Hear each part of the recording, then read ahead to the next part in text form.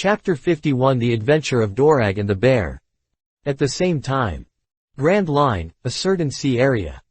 In a church of a kingdom. Dorag, wearing a dark green hooded coat, completely hid his face, stood in the shadow of the corner with his hands folded on his chest, and looked helplessly at the long line in front of him. The ragged and thin people lined up in a long line, and at the front of the line was a burly figure in a priest's uniform. He wore a pair of frameless glasses and asked a hunchbacked old man in front of him with a gentle smile. The old man looked listless and painful, as if he was suffering from some disease. After a brief exchange, the burly man patted the old man's body gently. A ball of transparent black was patted out of the old man's body. Then it was visible to the naked eye that the sick color on the old man's face disappeared by more than half, and his face became rosy. He touched his body with disbelief, and then shed tears of gratitude and hugged the man tightly. "Thank you so much, thank you." Just like that. One after another. It took a full hour for all the patients who came to the church for treatment to be treated. When everything was over, the crowd left. Dragon showed up and walked over and said helplessly, "Bear, can you hold on like this? They don't know that the pain you slapped out with the meatball fruit will be borne by you in the end. The ability of the meatball fruit is strange and mysterious. The palm of the ability user will grow a pad like a bear's paw. The pad can bounce off anything it touches, and even allow the ability user to slap away entities or even himself, achieving the effect of instant movement. In addition, this rebound ability has been developed by Bear to slap away the fatigue and pain in the body. However, the pain and fatigue that are slapped away will only transfer, and will not disappear out of thin air, which means that someone must bear it." Hearing Dragon's words, Bartholomew Bear shook his head. "I'm fine. I'm strong." He smiled. "These people are poor old people who don't have money to see a doctor, so they come to ask for God's mercy. If I can help these poor people live a little easier, I don't mind suffering a little. Did you see how happy they are to get rid of the pain? Seeing everyone so happy makes me happier than anything else." As he spoke, the bear slowly stretched out his big hand with pink pads and reached into a transparent air mass suspended in the air. His eyebrows were tightly knitted, and a layer of fine cold sweat oozed from his forehead. Seeing this scene, Dorag couldn't help but sigh again, looking at the bear with respect. This is already the third country they have visited since they went to sea together. According to Dorag's purpose, before realizing world change and changing this world, they must travel the sea and have a more thorough understanding of the style and environment of different countries in the world. By comparing the political systems, the disparity between the rich and the poor, class antagonism and other problems in different countries, and through detailed investigation and analysis, they can summarize a set of reform rules that can be used in the future. However, along the way, all they saw in the countries they passed through was poverty. Poverty, natural disasters, heavenly gold, disease, human trafficking. These chronic diseases exist in almost every country, even those so-called prosperous and wealthy member countries of the world government. The misery of the slums hidden in them is even more terrible than some non-member countries. "So, have you found anything?" the bear asked hoarsely while absorbing the pain and fatigue from the patients. Dorag shook his head and said solemnly, "Poverty is a microcosm of the whole world. As long as there is a privileged class, exploitation will never disappear. But what is certain is that after our investigation, we can find that those oppressed poor people are indeed our potential support objects. Perhaps, if we can use this power to recruit like-minded partners from them, our business will be able to develop further." Shang nodded and said admiringly, "Mr. Dorag is really worthy of being a core figure of the former Navy. Both his vision and thinking are far beyond ordinary people. Especially your words, no investigation, no right to speak. Now it seems that it is indeed as true as the truth, and it is deafening." Hearing this, Dorag's expression was a little strange. He was a little face-conscious and would not admit that this sentence was actually said to him by Darren. "Ahem, how do you feel now?" He changed the subject. At this time, Shang had absorbed all the pain and fatigue, panting a little, and cold sweat dripped down his slightly pale face. "Well, just rest for a while." He forced a sunny smile, as if he didn't want to make Dragon too worried, and then said, "But we have a problem now." "What?" Dragon had a bad premonition in his heart. Shang said a little embarrassedly, "Our money is all spent." "Ah." Dragon was immediately defeated, holding his head madly, staring at Shang fiercely.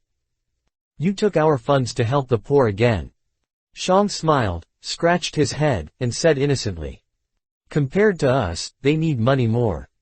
Dragon was directly defeated, with black lines on his head, and said dejectedly, "I have to catch pirates again." He was regretting now, holding his head madly. He shouldn't have asked Bear to be his partner. He had to stay in an orphanage or church for a while in every country he visited, using his devil fruit ability to help civilians. That's fine. He also used the bounty they got from hunting pirates to help the poor. You know, they themselves were also living a life of not having enough food to eat. But this guy was too gentle. He didn't refute when he was scolded, but just giggled, making Dragon feel angry. If this goes on, when will they be able to form an army of their own? Besides, he has defected from the Navy. But he is no longer a Navy, and he still does the Navy's work of catching pirates every day. What is this? Dragon felt like crying but couldn't. We can't go on like this, or we'll be no different from the Navy. No money, no people, no intelligence, no plan. At this moment, Dorag finally realized what Darren meant when he said, "This is a very difficult road," when he parted with him. He squatted down, exhaled weakly, and suddenly seemed to catch a glimpse of something. It was a newspaper. This is. Regarding the setting of the bear, Oda backstabbed me before, but it doesn't matter, I can go back. Chapter 52. He has plenty of money. Dora walked over quickly, half squatted, and picked up the newspaper on the ground. The date of the newspaper was 1 day ago, and it should have been brought by the poor people who came to see a doctor, and pray. After all, for these people, reading newspapers is the lowest cost entertainment activity. However, what attracted Dorag's attention was the content of this crumpled newspaper. The front page headline with a shocking headline firmly attracted his eyes. Live broadcast. Invade Banco. The new Vice Admiral of the Navy, Rogers Darren, invaded Banco Desert Island alone and suppressed Charlotte Owen, a cadre of the Big Mom pirates. Under the title was a long report, including Darren's conversation with the camera during the live broadcast of Den Den Mushi. Looking at the newspaper in his hand, Dragon was stunned. Is this the latest newspaper? We have stayed in this church for the past few days without going out. It seems that something great has happened. The bear dragged his slightly tired body over, glanced at the newspaper, and was stunned. This is a warning. Dragon stared at the content of the newspaper, and a touch of excitement gradually appeared on his face. His hands holding the newspaper trembled involuntarily. I didn't expect that Darren had already done this. Invade Banco. Threaten all pirates in a live broadcast all over the world. Shang's face was also shocked, and he murmured. Besides you, there are actually such courageous people in the Navy. Wait, Dorag, isn't this Vice Admiral Darren the close friend you mentioned before? Dora proudly puffed out his chest, nodded and smiled. Yes, when he went from the North Sea to the headquarters for training, I was still escorting him all the way. I didn't expect that he had gone so far. But as he spoke, his tone was inevitably a little emotional. Watching his close friend climb up step by step on the path he chose and making such brilliant achievements. And the self who once made bold statements to Darren is still hiding from place to place, living a life of not having enough food, wandering on the sea like a blind fly. Dorag's mood was a little mixed for a while, and his expression was particularly complicated. Shang looked at Dragon's sad and deep profile, raised his hand and patted his shoulder, and said solemnly, I believe you will succeed, Dragon. He thought for a while and added, Don't worry, I will try to save money in the future. Dragon smiled unhappily. Wait. He suddenly remembered something, touched his chin and pondered. Maybe we don't have to worry about money in the future. Shang was slightly stunned, and then looked at Dragon with some excitement. What's wrong, have you found a way to make money? It's not so easy to be a pirate hunter. Before the Great Pirate Era began, there were still a few people who went out to sea as pirates. With a limited number of pirates, coupled with the competition from other bounty hunters, they wanted to rely on hunting pirates to get bounties to form their own army. It's simply a long way off. Dragon looked at the photo of the Vice Admiral published in the report in the newspaper and smiled meaningfully. We don't have money, but someone does. A new world. Darren woke up slowly from a soft big bed. As soon as he opened his eyes, he felt an unprecedented fatigue and pain, like a tidal wave, impacting every part of his body. The muscles were burning with pain, as if every muscle in his body was torn apart. Every breath was bloody, and his vision was blurred. Darren, who was already very familiar with various injuries, instantly determined his condition. Great disability. The muscles of the body were torn on a large scale, the internal organs were severely traumatized, at least 30 bones were broken, 2 teeth were broken, and the weakness caused by a large amount of blood loss. If it were an ordinary person with such a tragic injury, he would have died countless times. Even with Darren's current, indestructible, physique and inhuman terrifying recovery ability, this injury should not be underestimated. It will take at least 5 days to fully recover.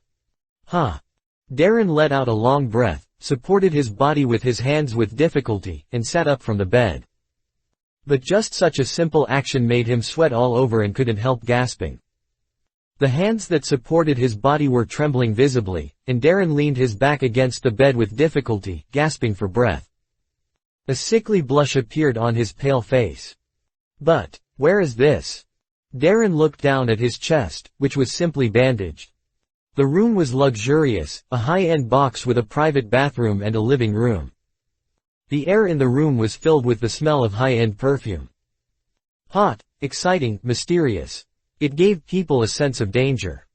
Add to that the touch of the soft bed, the leather sofa in the living room, and the display of various fine wines on the wine cabinet. Darren, a frequent guest of the hotel, could tell at a glance that it was the configuration of the most high-end luxury hotel. Why am I here?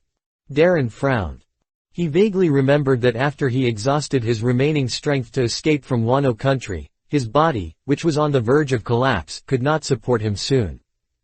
After finally finding an island, he fainted from exhaustion from a height of more than 1,000 meters before he could tell what kind of island it was, and fell headfirst into a blurry town. Now that he thought about it, the special training in Wano country was indeed extremely thrilling. Even if he did not succeed in breaking through at the last moment, Darren could not hold on, and he had to save enough strength for a strategic retreat. Facing a monster like Kaido, if he was not strong enough to get entangled in a fierce battle, he might die there.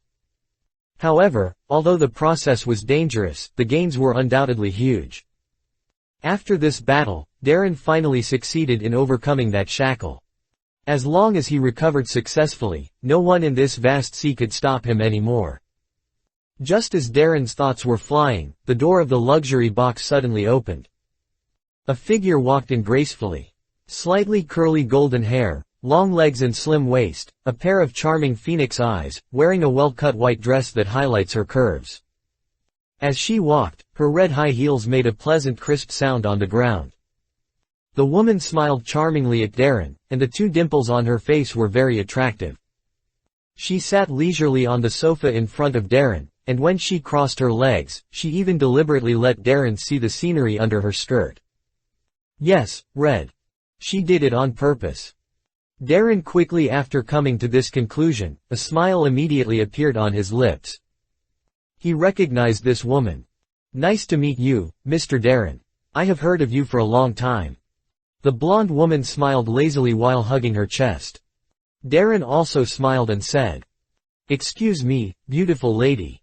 If I am not feeling unwell, I would be happy to kiss the back of your hand." Chapter 53 The Peak Showdown between the Sea King and the Sea Queen.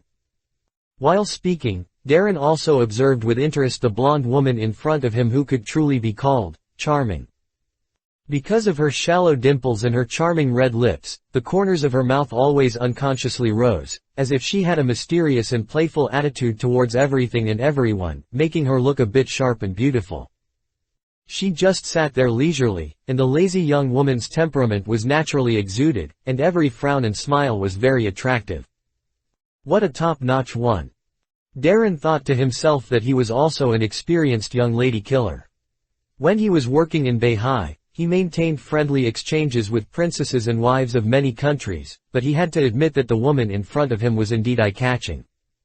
She was just so charming everywhere, with waves of light in her watery eyes, and the arc of her mouth made people think about it. Compared with the immature but domineering Guion, the gentle and well-behaved Aishi, and the mature and thorough peach-like but crazy big katakana middle-mom, this woman has a kind of seductive charm that none of them have. Wait, why did I add Charlotte Lingling, that crazy woman, to the comparison? Darren's mouth twitched unconsciously. Well, it should be because the injury was too serious, and my thinking has begun to become unclear. Well, it must be like this. You look very happy, which is not the mood of a seriously injured and dying person. The woman suddenly smiled. As she smiled, her two shallow dimples became clearer. Because what I see is so pleasing to the eye. Darren said with a smile, speaking without hesitation. I don't even feel the pain in my body anymore. He. I didn't expect that the famous, King of the North Sea, Vice Admiral Darren, the core figure of the Navy headquarters, would be such an interesting man. The woman seemed to be very amused by Darren's praise, and she covered her mouth and laughed, with a touch of just the right shyness on her fair and tender face. Her body leaned forward slightly. This action is very aggressive on a man, but on her. Well, the round curve of her chest is also very aggressive. She blinked at Darren. It's worth it for me to personally help you check your injuries and wipe your wounds. The kind that's close to your body. What a good acting skill. Pretend. Just keep pretending. Darren sneered in his heart. He knew very well that the woman's action of raising her legs just now was intentional. She was seducing him. But who does she think I am? You use this little thing to test the cadres. I am a senior naval commander who has been tested for a long time. As for the identity of this woman, Darren actually recognized her the moment she walked in. This charming woman in front of him is one of the Dark Emperors of the New World, the person in charge of the largest red light street in the New World, Happy Street. Queen of Happy Street, Stussy. Of course, this is only her public identity. The Queen of Happy Street is just a curtain to cover up her true identity. In secret, she is actually a senior agent of CP0, the highest intelligence agency of the world government. Of course, the identity of CP0 agent is just another layer of her cover. Darren, who is familiar with the plot, knows that this woman has never been a member of the world government from the beginning. The person she is truly loyal to is the genius scientist who is known as 500 years ahead of the world. Dr. Vegapunk. This woman is the product of Vegapunk's genetic cloning technology. She is a clone of Bajingam Stussy, a member of the Rocks Pirates, and the first successful work of the Mads cloning experiment. For unknown reasons, she has been hiding in the secret intelligence agency Cypher Pol AIGIS-0 directly under the Celestial Dragons for more than 20 years. This woman is born to be a spy. To put it in a more popular way, she is like a sow wearing a bra, one set after another. She is proficient in intelligence theft, assassination, surveillance, infiltration, and can make good use of her beauty to obtain the intelligence she wants. In other words, any behavior, expression changes, and even every word uttered by Stussy are completely unreliable. This is a high-level socialite who is proficient in acting, deception, and manipulating people's hearts. Watching Stussy's flawless and impeccable acting skills, and his expressions that were so wonderful that it was hard to tell whether they were real or fake, Darren's eyes suddenly ignited a desire to fight. In terms of acting skills, he claimed that he was not inferior to anyone except Borsellino. In terms of romance, he claimed that he was not inferior to anyone except Kaji, who was not picky about meat and vegetables. In terms of sweet talk, he claimed that he was not inferior to anyone except Dorag, who was born with the aura of leadership. But now, looking at the beautiful and dangerous Stussy in front of him, Darren felt that things were getting interesting. Sassy ignored Dana. This feeling of meeting a worthy opponent. This is the peak showdown between the Sea King and the Sea Queen. That's a pity, why don't you come and help me deal with my injuries now? Darren took off his open shirt and trousers without hesitation, and his movements were so fast that they were almost difficult to catch with the naked eye. A muscular body with thousands of holes and scars suddenly appeared in the air, and the breath of manly hormones came to his face. The smile on Stussy's face froze for a moment. This was too fast. The most important thing is, looking at Darren's body full of sexual tension like a cheetah, and his handsome and unruly face, Stussy actually felt that his heartbeat was inexplicably accelerated. Uncontrollably dry mouth. It is true that the female body has a fatal attraction to men, but the truth is mutual. Darren's appearance is outstanding, and it is the kind of level that the top male waiters in Happy Street cannot match. Looking at the entire sea, he stands out among those peculiar styles. In other words, even if Darren's strength and talent are not good, he may be able to get along well in Happy Street with his appearance. Otherwise, when he was in the North Sea, there would not be so many noble ladies and royal princesses who favored him, and even, tested the law with their own bodies, and tasted the marrow. The perfect appearance, coupled with the important power in the Navy, the world-shaking achievements and reputation, Darren is definitely a killer of women, the Queen of Happy Street, among men. Damn, I actually had a physiological reaction to a man. Stussy bit her red lips and clamped her legs quietly. As the Queen of Happy Street, she was familiar with this and was a little flustered for a while. Chapter 54. I can't remember too many names. This damn guy is just like the rumors, a playboy who doesn't refuse anyone. Stussy was a little angry. I don't know if she was angry at her own physiological reaction, or at the fact that this bastard Navy man in front of her was so rampant. Unscrupulous. But since she had started this, Stussy naturally couldn't admit defeat. Darren's fearless attitude aroused her competitive spirit. You know, as the Queen of Happy Street, she is familiar with the affairs of love and knows everything. Even many of the top kabuki in Happy Street were trained by her personally. These beauties who can make countless men spend a lot of money and spend every Bailey in their pockets have been trained by her. On the one hand, while doing business, they are also good at assassination and spying. After all, men are creatures who always like to brag in front of beautiful women. A beauty in the arms, strong liquor in the throat. A professionally trained singer can make them reveal their true thoughts and even all the secrets they know with just a few words. When it comes to seducing men, Stussy is definitely the uncrowned king in this sea. At this time, whoever gives in first will lose. So Stussy's red cherry mouth gently raised a charming smile. Mr. Darren is so frank. In this case, I won't be polite. She stood up from the sofa lazily and walked towards Darren step by step with a graceful step. The wine-red high heels seemed to step on the heart of the man with every step, crisp and pleasant. As an old driver, Darren is of course familiar with this sound. Before crossing in the previous life, the sound of high heels stepping on the ground often meant unknown temptation. The sound of high heels was getting closer and closer. When the technician pushed open the door of the box, it was the surprise of opening the blind box. And often the moment the door opened, he knew that the day's salary was gone. But now it was different. The most professional, highest level, and top-notch with multiple identities in this sea came to serve him. Although there was no joy of opening a blind box, who could say that this was not a good thing? Just as Darren's thoughts were flying, Stussy had come to the bed. She stretched out her well-maintained white hands, and her fingers painted with red nail polish gently stroked Darren's solid pectoralis major. This is the perfect body that makes the legendary pirate. Big katakana middle dot mom Charlotte katakana middle dot Lingling covetous.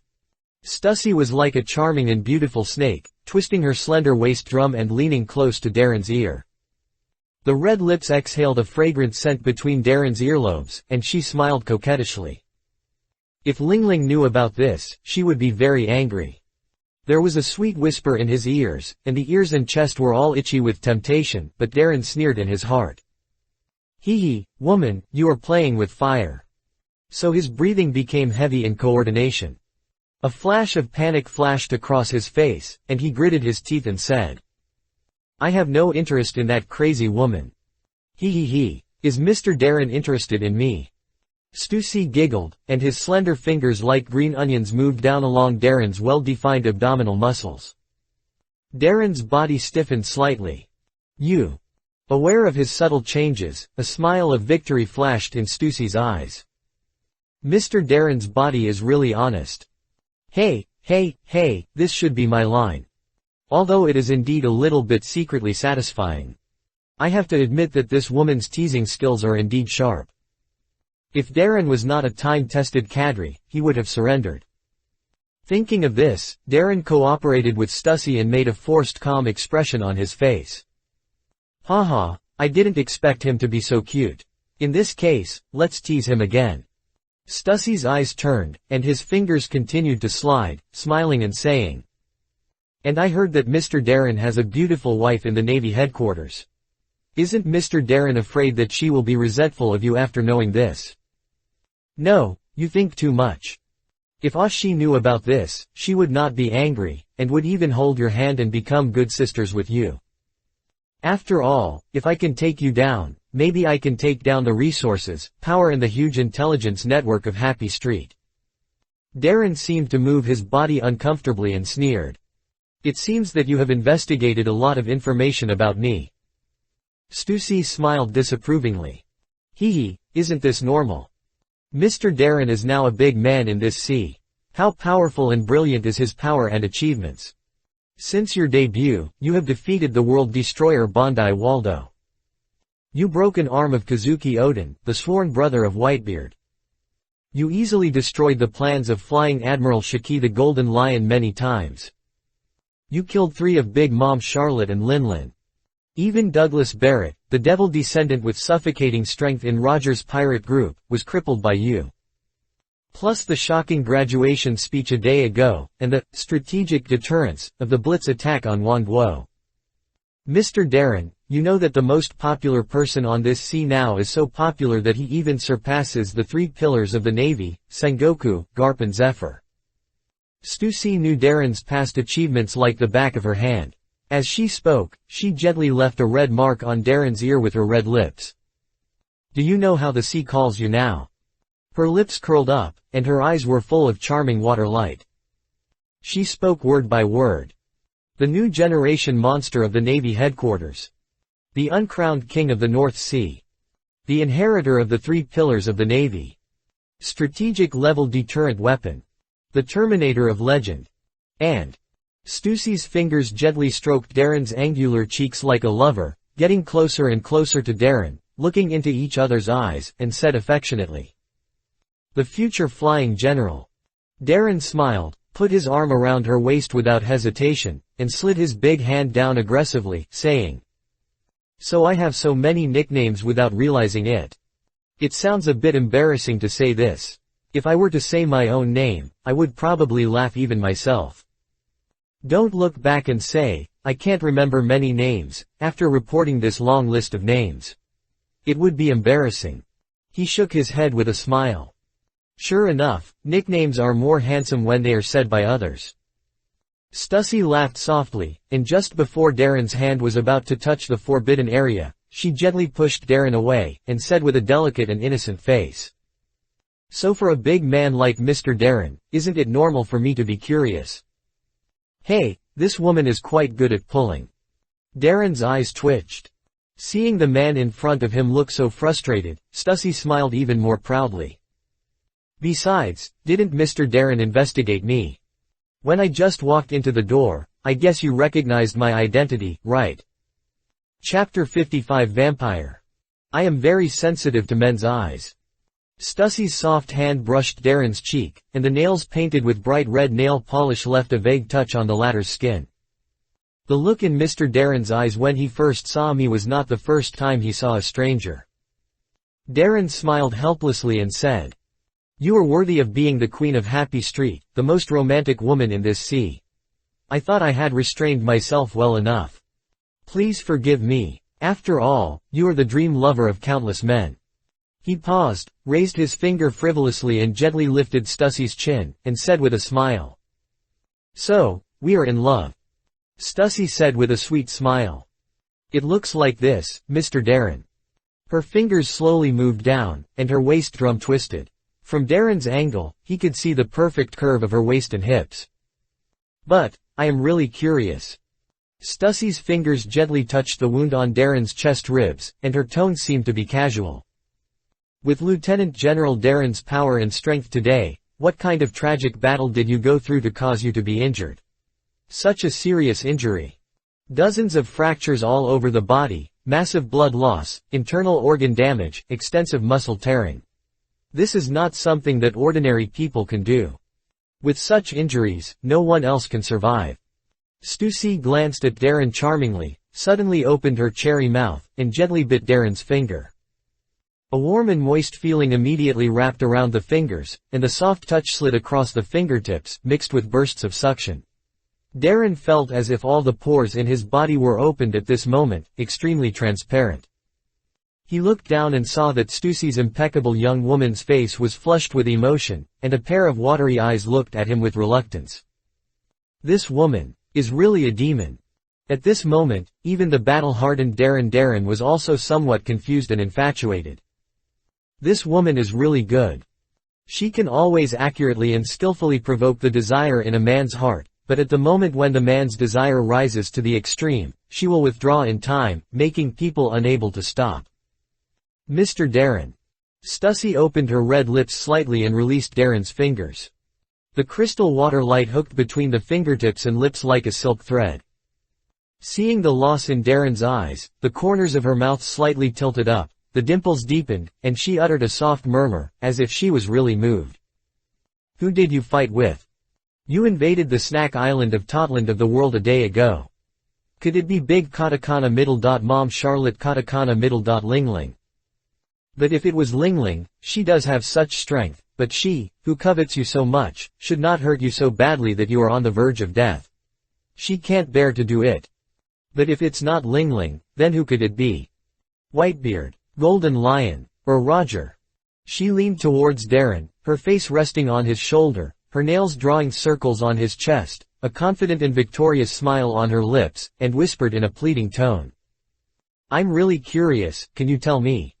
As she spoke, a barely visible light flashed in the depths of Stussy's eyes. As she said, Rogers Darren is not an ordinary vice admiral with real power in the Navy headquarters. He has officially demonstrated the powerful, deterrent power, of strategic-level weapons to the world in the Blitz raid on Dim Sum Island. The scene in the World Live broadcast of the expansion town of Dim Sum Island turning into ruins in an instant has been like a sword of Demorix, hanging dangerously over the heads of countless pirate groups or dark forces on this sea. Pirate group: the leaders of the rioters, the giants of the dark forces. These guys who used to be arrogant are now all frightened and silent, entering a low-key period of silence. They are afraid of provoking the Shanghai Navy. Maybe one day, before they wake up, a black demon sword will fall from the sky and destroy everything, including their lives, in an instant. It is for this reason that Rogers Darren's words and deeds now represent more than just himself. Where he appears, his actions, his words. Maybe there is something terrifying hidden in its political significance, or threat. This is why Stussy is so concerned about Darren's injuries. It has been a full day since the Blitzkrieg of the Nations. Although there is no intelligence or news leaked out on the sea, Stussy has obtained the information that the high-level officers of the Navy headquarters have entered a wartime state with the resources of the world government. The meaning of this is worth pondering. According to her understanding of Darren's personal information, this is most likely not an action planned by the Navy. It is Darren's arbitrary personal will. In this case, what is the goal of Darren's action? Who did he fight with to get such a serious injury? After Bondi Waldo, Golden Lion, Whitebeard, Roger and others, which unlucky guy was targeted by him? If she can get this information from Darren before others, there may be room for operation here. Stussy knows very well that to a certain extent, information is power. Do you really want to know? Darren seemed to be still immersed in Stussy's attack and couldn't help himself, and his face gradually showed the kind of self-boasting expression of a man in front of a beautiful woman. Stussy saw this scene and laughed in his heart. What a monster of the Navy, it's just like this. Men are men, even a shocking freak like Darren is not immune. Yes, Mr. Darren. Stussy blew hot air on Darren's neck, and a perfect admiration appeared on his face. So that's it. Darren proudly raised his chest and nodded. I won't tell you. Stussy. Darren's eyes suddenly became playful and cold, and his strong arms suddenly hugged Stussy's waist, holding her tightly in his arms. Stussy, I've been honest with you, but you're still hiding your identity from me. And even spying on my intelligence and privacy. Isn't this too unkind? Stussy's pupils shrank slightly. On the one hand, he was shocked by the coldness and clarity in Darren's eyes, and on the other hand, he was extremely shocked by Darren's strength. Isn't this guy seriously injured? In just a few minutes, his strength has recovered to this extent. What an exaggerated resilience. Stussy tried to struggle out of Darren's arms, but she didn't move at all. But there was no panic in her eyes, and she still smiled coquettishly. Hee, you found me. Lieutenant General Darren. The title of Queen of Fun Street and Dark Emperor of the New World is just my disguise. My real identity is a member of the highest intelligence agency of the world government. In a sense, we are colleagues to some extent. She rubbed her cheek against Darren's neck and said coquettishly. I did such a wrong thing. You won't punish me severely, right? When it comes to the word, punishment, she deliberately pronounced it heavily, and the seductive tone made people imagine. Punishment is necessary. Darren moved his palm down and scratched ripples on the plump and round softness. But the hidden identity I mentioned is not this. Darren raised a sneer at the corner of his mouth. Stussy, the person you are truly loyal to, is Dr. Vegapunk, right? After the words fell, Stussy's pupils contracted to the extreme. Her heart was beating wildly, and her whole body was tense. Her biggest secret was that she was loyal to Vegapunk and lurking inside the world government. No one could know this secret. Without the slightest hesitation, Stussy suddenly jumped up. Her appearance changed strangely in an instant, her shoulder blades suddenly pierced through her skin, and a pair of bat-like black wings grew out from behind. Her golden pupils turned into a dark red like blood, and under her seductive red lips, vampire-like fangs grew out. Murderous intent surged in her blood-colored pupils, and at this moment, Stussy changed from a charming beauty snake to a deadly and seductive vampire. Opening her mouth, the vampire fangs bite down fiercely on Darren's neck. Confidence in victory flashed in Stussy's eyes. Darren's injury was too serious, and at such a distance, he couldn't defend himself at all. Success. Anyone who is bitten by him will fall into a deep sleep. Then the Navy will be at his mercy. Bite it off. The next second. Stussy's face froze and her whole body stiffened. Sparks flew. She felt as if she had bitten a piece of sea stone with the highest hardness. Crack. Two sharp vampire teeth broke and flew out. Stussy. Chapter 56 Diamond Indestructible. The air was dead silent. Click. Two broken fangs fell on the wooden floor of the hotel, and at this moment they looked extremely clear. Darren and Stussy looked at each other. Stussy. Darren. *man. Stussy. _.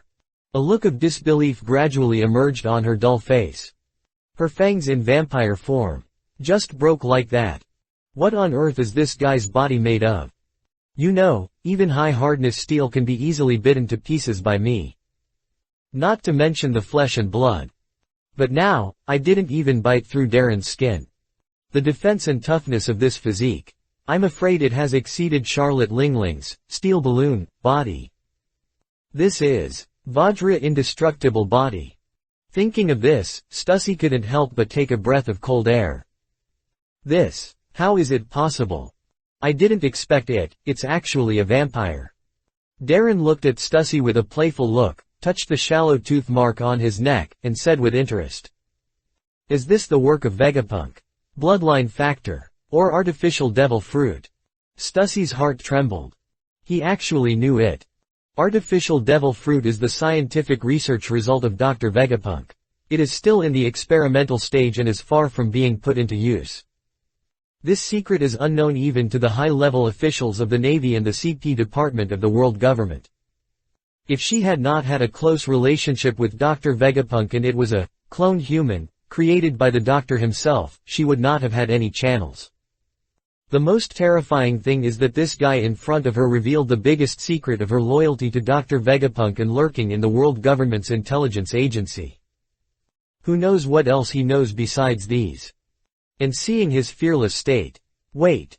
Stussy suddenly realized something else. She remembered the description of Roger's Darren in the intelligence. Lustful, romantic, greedy, cruel, cunning, insidious. Although he has done unexpected crazy things in many events, in fact, after a detailed analysis, it is shown that perhaps all his actions are actually carefully calculated and clearly planned. So, could it be that this guy's fall from a high altitude to Happy Street due to serious injuries was not an accident, but intentional? Because he knew his true identity, he deliberately created such an accident, to let himself relax his vigilance and show up, so that threatening with his biggest secret. If so, does this guy have any hidden tricks? What is his real purpose? What does he want from me? Countless complicated thoughts kept flashing through Stussy's mind. Shock, panic, doubt and uneasiness lingered, making her unable to calm down for a while. Of course, if Darren knew what she was thinking at this moment, he would probably complain. You spies are too dirty and think too badly of people. It seems that it is an artificial devil fruit. Vegapunk is worthy of being a genius scientist who is known to be the world's leader for 500 years. Darren said with some emotion. If there is a chance, he really wants to contact the guy dressed as Einstein in Vegapunk. Apart from his position, at least he is quite interested in Vegapunk's various research. If Vegapunk's perverted technology can be applied to the North Sea Fleet, the most powerful army in the world can definitely be formed. However, Vegapunk is still under the strict supervision of the government. Even for the Navy, only Borsellino, the head of the Science and Technology Force, can contact it. At least Darren does not have this authority now. He can obtain the specific location of Egghead Island through various channels. With his current power and connections, it is not difficult to do this. The key is that if he rashly enters Egghead Island, which is under strict supervision of the government without permission, it is very likely to touch the bottom line of the government and cause conflicts. Darren is not afraid of the world government. With his current strength, the world government can't do anything to him. Golden Lion is the best example. It's just that the cost of fighting against the world government is too high. Once he falls out with the government, the efforts and hard work he made in the Navy before will be wasted. Of course. Darren smiled and pinched Stussy's delicate face, and his fingers were so hard that they even left fingerprints. But you are really naughty. I was just chatting with you, and it's wrong for you to bite me all of a sudden, right? Looking at the eyes of the Vice Admiral in front of her, who looked at her like a toy, Stussy felt a sense of panic for no reason. She struggled desperately, but Darren held her tightly with his other hand. Although Stussy is a member of CP0 of the world government and is definitely not weak, she is more good at assassination, sneak attack and pulling, rather than this kind of close-range strength competition. After the strength broke through 80 points and Darren obtained the power of giants, he had the strength comparable to that of an adult giant warrior in normal state. How could Stussy resist Darren's brutality? The biggest secret was revealed, the physical strength was completely suppressed, and the vampire form attack that she was proud of was like a joke. The multiple impacts crushed Stussy's heart, and panic appeared on her face. So, tell me, how should I punish you? Darren said with a half smile. Stussy gritted her teeth and stared at Darren with bloodshot eyes. Who are you? Even with your identity, you can't know so many secrets. Darren shrugged. Don't you know my identity better than me? Just now you reported all my names like a treasure. But. The Admiral changed his tone and smiled with narrowed eyes. In fact, you missed one just now. What? With the force of Darren's big hand, Stussy felt that her breathing became difficult, as if she was about to suffocate. She stared at the man in front of her, a pair of black bat wings kept shaking, and a strong wind rolled up in the room. The strong wind blew Darren's hair into a mess, and he lifted Stussy's petite body in the air with one hand. You missed one, my favorite title. Darren suddenly grinned. The biggest scum in the history of the Navy. After the words fell, he raised his hand and waved. Swish. Stussy's pupils suddenly shrank into pins. The snow-white dress was instantly torn into pieces. The perfect and delicate body was exposed to the air, with a pair of dangerous black bat wings, regrown vampire fangs, and unique blood-red pupils. Stussy looked mysterious and seductive. Before she could react, Darren had thrown her onto the bed with one hand. Then, Queen of Fun Street, please me as much as you can. He leaned over. In an instant, Stussy's mind went blank. The pupils became dilated.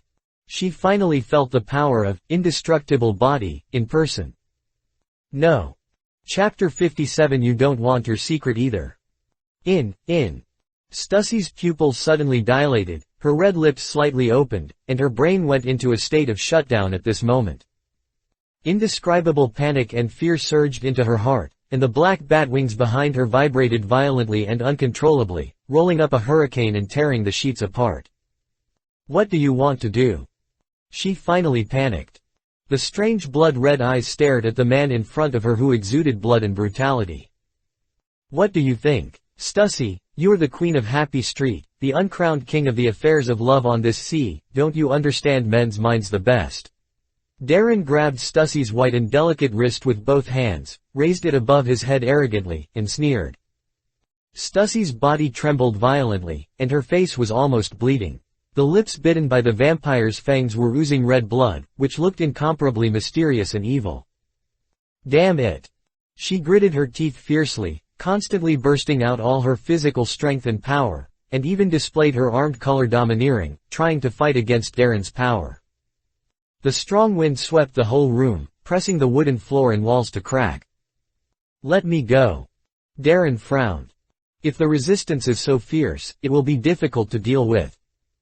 So he decisively used the last killer, and a smile appeared at the corner of his mouth.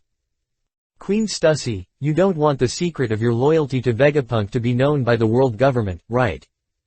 Stussy was struck by lightning, her face suddenly turned pale. She froze there, staring at Darren with fear. Her loyalty to Dr. Vegapunk was the biggest and most important secret. Once this secret was known by the world government, she couldn't believe what a tragic end she would face. As a member of CP0 of the world government, Stussy knew very well how terrible the interrogation and torture in the CP organization were. She couldn't live or die. The most important thing was that if this secret was leaked, it would not only be her who would be in trouble, but even Dr. Vegapunk would be implicated. Her life was not at stake, but no matter what, she couldn't let Dr. Vegapunk get hurt because of her stupidity. Stussy's expression changed constantly, and the vampire's sharp fangs bit her lips tightly, and soon stopped struggling. She stared at Darren angrily and said, "You are indeed a despicable scum." Darren laughed disapprovingly. Scum also has attitude. Besides, you seduced me first. And Darren seemed to sense something, and the corners of his mouth curled up maliciously. You are cursing, but your body is very honest. Hearing this, Stussy's eyes flashed with shame and anger. She stopped talking and turned her head away, clearly acquiescing. The black bat wings and vampire fangs behind her gradually began to close, and she was about to take back the vampire form. No, it's like this. Darren suddenly said. Stussy was startled. Darren smiled and said, I want a vampire. Stussy's eyes widened and her cheeks blushed. But before she could react, a beast-like roar came from her ear. Instantly, Stussy's mind went blank. How strong is Darren's indestructible body? Except for Kaido, the teacher, himself, Stussy is the second person to face such a great force head-on. I don't know how long it took before everything slowly calmed down. The room was in a mess. The floor was cracked and the big bed collapsed. Before it started, Darren was lying on the bed and Stussy was sitting on the sofa with his legs crossed. Now it's the other way around. In the room, Darren sat on this side and Stussy lay on the other side. Darren sat on the leather sofa with his legs crossed, picked up a valuable gold-plated cigar from the coffee table next to him, bit it in his mouth and lit it happily. Took a deep puff, felt the mellow smoke rolling in his throat, and then inhaled it all into his lungs through the trachea, and squinted his eyes comfortably. Comfortable all over. Cigar smoking is naturally not allowed to go over the lungs, otherwise it will cause serious damage to the respiratory system. But Darren, thanks to the training of the fat man in overalls, has already been tested by various deadly viruses, and can be said to be immune to all poisons. Add to that the amazing physique and self-healing ability of the indestructible body, this side effect can be ignored. Otherwise, it would be too weak. Smoking a cigar, Darren looked at Stussy again. The notorious queen of Happy Street lay there like a puddle of mud, her body curled up, her cheeks flushed, her whole body sweating, and her lips and teeth spitting out hot breath visible to the naked eye. The black bat wings behind her were folded and trembling slightly, and the toes painted with bright red nail polish were hooked, and the arch of the foot was round. From Darren's direction, he could clearly see that the latter's pupils were a little sluggish, and her lips were slightly open and panting. It looked like a broken look. Such a scene filled Darren's heart with an indescribable sense of accomplishment and conquest. Stussy is not an ordinary person. The Queen of Fun Street, a member of the world government's highest intelligence agency, the Dark Emperor of the Underworld. With all these identities, she has a noble and mysterious temperament. In short, it's awesome. And with Stussy's strong strength and the physical bonus brought by the animal-type mythical beast, in addition to the indestructible body, Darren was able to start testing his new abilities without restraint. The power of the giant, and the speed of shaving. I really have to thank Kaido-sensei. I have to bring some gifts next time I visit. Darren murmured with a smile. If it weren't for Kaido-sensei's teaching, it would be far from enough for him to conquer this woman with just a block of iron. You bastard. At this time, Stussy finally recovered from the trembling that lasted for a long time, raised his head, and stared at Darren with anger. Darren raised his hands with an innocent face and said, "Aren't you enjoying it too?"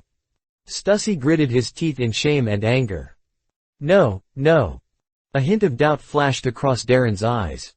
Stussy's behavior doesn't seem like the style of the Queen of Happy Street.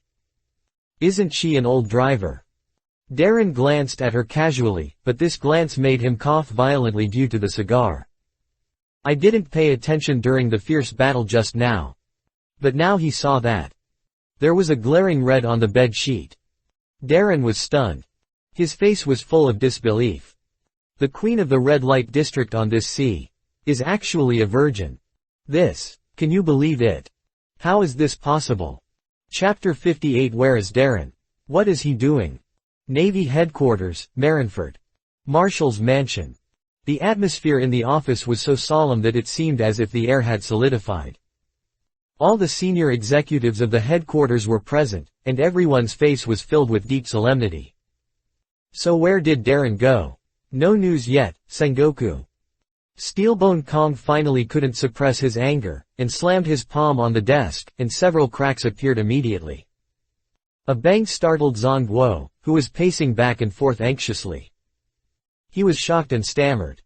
Marshal Kong, there is no news for the time being. For the time being. Damn it. Steelbone Kong couldn't help but curse, pinching his temples with both hands, frowning. Now it has been more than 24 hours since Darren claimed in the military Den Mushi communication that he appeared in Wano country. But after such a long time, there is still no news from Darren. What did he do in Wano country? Did he encounter Kaido? The more they thought about it, the more worried they were. I say, what are you worrying about? Darren is very cunning and won't suffer so easily.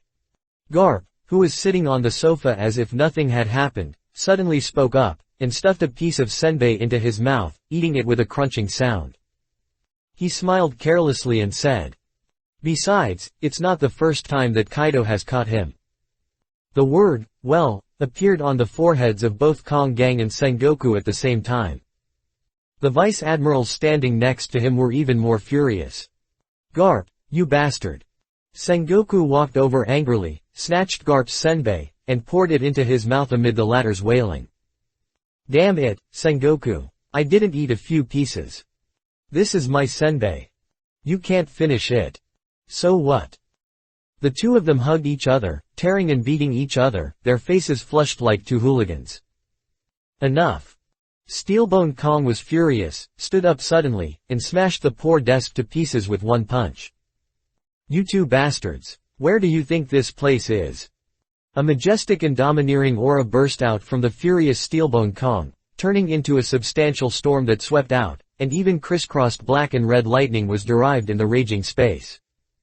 The lieutenant generals of the headquarters were hit hard, raised their arms and gritted their teeth, their faces pale, and struggled to resist the impact of this domineering aura. Seeing that Old Man Kong was angry, Garp and Sengoku also stopped the farce obediently, standing there like two children who had made mistakes. Humph. Gongji Yu Kong glared at the two of them unhappily, and then he retracted his momentum.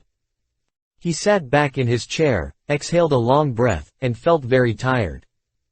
In order to avoid causing political disturbances, although the Navy headquarters did not show any signs of large-scale military mobilization, in fact, 5 warships full of elite troops were stationed in the naval port of Marineford and could set sail at any time. In addition, Sakazuki and Borsellino had already set off, and now it is estimated that they have arrived in the New World waters, waiting for orders from the headquarters. Although the Navy had just experienced a war, it is time to rest and recuperate, and it is not suitable to travel to the New World and start a full-scale war with the Beast's pirates. But if Darren is really left in Wano country, Steelbone Kong must send troops to rescue him no matter what the cost. After the blitz on Wano country, Darren is not only an excellent naval general, but also an important strategic deterrent weapon in the Navy. I can't wait any longer. The more Steelbone Kong thought about it, the more he felt something was wrong. After a few seconds of silence, he clenched his fist suddenly, and a look of determination flashed in his eyes. But at this moment, a soldier of the Warring States period rushed in breathlessly into the office with a look of surprise on his face. Report to Admiral Sengoku. The latest news from the New World. Someone has found the trace of Vice Admiral Darren.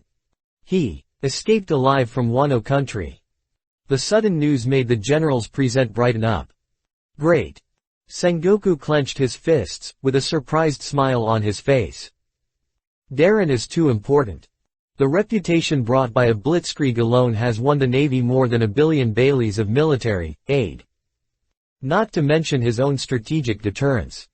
It is no exaggeration to say that in Sengoku's heart, Darren's importance and strategic position in the Navy have surpassed Sakazuki and Borsellino.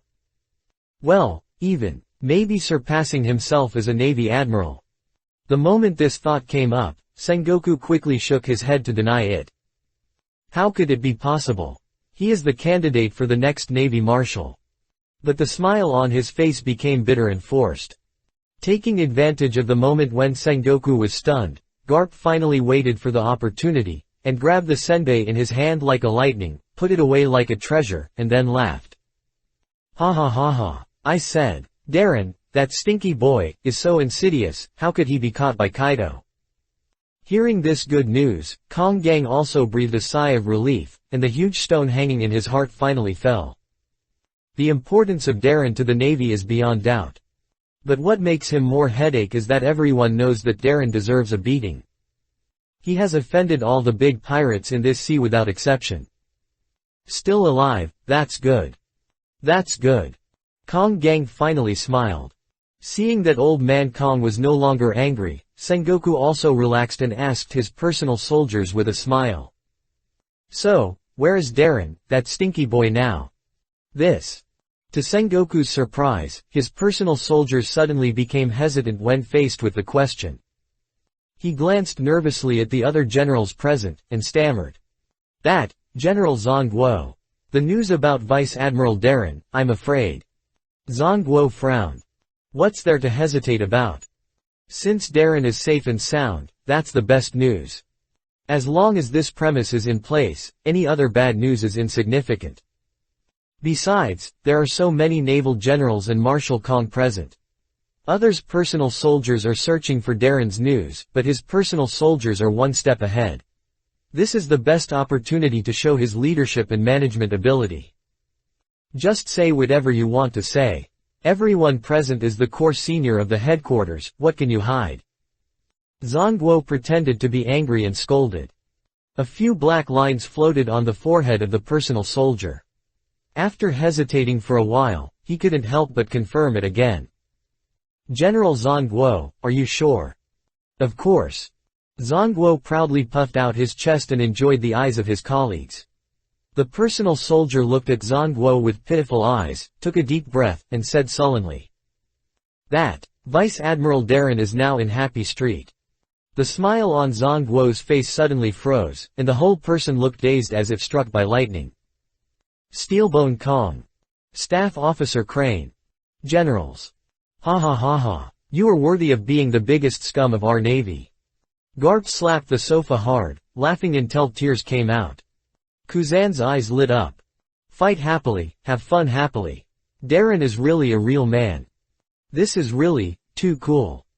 Chapter 59. Who dares to believe it? Kuzan was still excited, as if he had discovered some amazing secret, and murmured with shining eyes. So this is the secret of Darren's strength. Happy Street. Why didn't I think of it? What can be better than having a good fight, drinking and watching the ladies dance to make people recover from fatigue and refresh their spirits? Write it down quickly. Just as Kuzan picked up the notebook next to him and wanted to write down the latest knowledge he had learned for future review, Staff Officer Crane appeared in front of him with an expressionless face. Lieutenant General Crane. Staff Officer Crane snatched his notebook with one hand in a bad mood. Kuzan, this is not a secret of strength. That bastard Darren is just lustful. Isn't it? Kuzan scratched his head and finally looked at his teacher Garp. Garp laughed and said, "Actually, if you want, you can relax occasionally." Before he finished speaking, Crane's murderous eyes hit him fiercely. Garp immediately felt a chill on his back and quickly changed his words, "Absolutely not." He straightened his chest, righteous and awe-inspiring, and said firmly, "Kuzan, you have to remember that this kind of thing will only wear out our will and corrode our souls." Kuzan scratched his head and said in confusion, "But Vice Admiral Garp, Darren did this." Garp's mouth twitched. Others heard the expression of eating shit. "Ahem, Kuzan, I'll tell you this." Under the threatening gaze of Chief of Staff Crane, Garp's mind worked at an unprecedented speed, and he said in a serious voice, "If Darren hadn't been obsessed with too much with these things, he has already stepped into the combat power of the Admiral level." So that's it. Kuzan suddenly realized. After the small theater ended, Zhang Guo over there was still standing there motionless, his eyes twitching constantly, as if he had lost his soul, and he turned a deaf ear to everything happening around him. Because of the concern for Darren's life, the Navy headquarters hurriedly made all combat preparations, and they were still anxious. But in the end, that bastard boy actually ran to the Happy Street to have fun without saying a word. Zhang Guo's expression changed constantly, his fists clenched and unclenched, and his eyes gradually began to spit fire, almost biting his teeth to pieces. Other naval generals saw Zhang Guo's gradually ferocious expression, and they all spoke to comfort him. Ahem. Actually, it's nothing. After all, he is a young man with strong energy. It's understandable. Yes, Vice Admiral Darren has been fighting frequently. He just raided the Totland of the 10,000 Kingdoms. It's normal to relax. After fighting for such a long time, can't we enjoy ourselves? Yes, I can understand. Quote. Everyone persuaded him, which made Zhang Guo's expression much more relaxed. He forced a smile and gritted his teeth and said, "Since Lieutenant General Darren is safe and sound, let's cancel our military alert." He looked at Gang Ji Yukong. Gang Ji Yukong sighed and nodded. "Let's adjourn the meeting." Everyone stood up straight at the same time and raised their hands to salute. What no one saw was that, at the back of the crowd of generals, Guillaume, wearing a brigadier general's cloak, was lowering his head, wiping the golden sword in his hand expressionlessly, his eyes narrowed with dangerous light. New World, Happy Street. Luxury box. The dining table in the hall was filled with a variety of delicious dishes, colorful and fragrant. Darren and Stussy sat face to face at the long dining table, some distance apart, and were now dressed neatly. Steak from the East China Sea, red wine from the South China Sea, oysters from Fishman Island, all kinds of seafood sashimi. Expensive ingredients are available, and they look very valuable. Exquisite silver tableware, exquisite white porcelain plates, fine wine. It should have been a meal of enjoyment, but Darren had no interest in eating, and his heart was beating. Who would dare to believe it if it wasn't this? Stussy, the queen of Happy Street, who is known for her beauty, is actually a virgin. Darren couldn't figure it out no matter how hard he tried. For a moment, he felt a little embarrassed. He was too embarrassed to look up at the elegant and well-dressed blonde beauty across the table. No matter how he thought about it, it didn't make sense. Whose virgin could seduce a man so well? That kind of coquettishness, that kind of charm, that kind of atmosphere and dirty words. If he hadn't seen that bright red with his own eyes, Darren would never believe it. It couldn't be that the skin was broken, right? Darren could still tell the difference. For a moment, no one spoke at the table. Darren felt uncomfortable, and the food in front of him was tasteless. How to say it? If Stussy was an experienced driver, Darren would not feel any pressure at all. You are the queen of Fun Street, isn't it normal to serve the master? Besides, she was the first to start. Oh no, she started to talk first. But Hina is different. The pressure came all of a sudden. What's wrong, Mr. Darren, are you regretting it now? At this time, Stussy suddenly put down the knife and fork in her hand, picked up a handkerchief with an elegant movement, wiped the juice from the corner of her mouth, and looked at the vice admiral in front of her with a charming smile. I didn't expect this. Didn't Mr. Darren say that you are the biggest scum in the Navy? Ahem. Darren adjusted his body posture uneasily, squeezed a smile on his face and said. How could you be? What is it? Stussy pretended to be innocent and looked at Darren, her eyes rippling like water waves. Darren's eyelids twitched. First time. He, what else? Stussy smiled and glanced at Darren, her tone seemed a little resentful. Mr. Darren doesn't pity me at all. While speaking, she picked up a glass of milk and placed it in front of her, her red lips gently sucking the straw. The action and rhythm made people dry their mouths and imagine. Darren. She did it on purpose. With your skills, who would have guessed that you are a virgin? Darren roared madly in his heart. Even those mature and open ladies and princesses in the North Sea are not as good as you. How can you play well? Ha ha ha ha. Stussy seemed to enjoy Darren's humiliation. She covered her mouth and laughed, with a smile of victory in her eyes. Thinking of the rudeness of this bastard just now, she was so angry that her teeth itched. But what made her even more angry was that the wild and exhilarating feeling, even after half an hour, still lingered in her body and skin from time to time like an electric shock. Lingering. Stussy had never felt this way in her life. Chapter 60. This is the last time. That feeling, like an addiction, lingers. While Stussy was savoring it, a faint haze gradually appeared in her eyes. What Darren didn't know was that Stussy's knowledge and ability in the affairs of the world were not learned by herself. Stussy was the product of Vegapunk's gene cloning technology. She was a clone of Bajingam Stussy, a member of the Rocks Pirates, and the first successful Mads cloning experiment. In order to better help her infiltrate the world government and control the New World Joy City, Vegapunk cloned Stussy and edited and added relevant genes and knowledge structures into her genes. With Vegapunk's scientific research capabilities that have led the world for 500 years, it is not difficult to do this. So although Stussy has rich theoretical knowledge, she has never really put it into practice. Ahem. So why? Darren finally couldn't hold back his curiosity and asked shamelessly. Your skills and experience are so rich, it doesn't seem like your first time. And you are the queen of Happy Street, this is too outrageous, isn't it? Stussy rolled his eyes at him.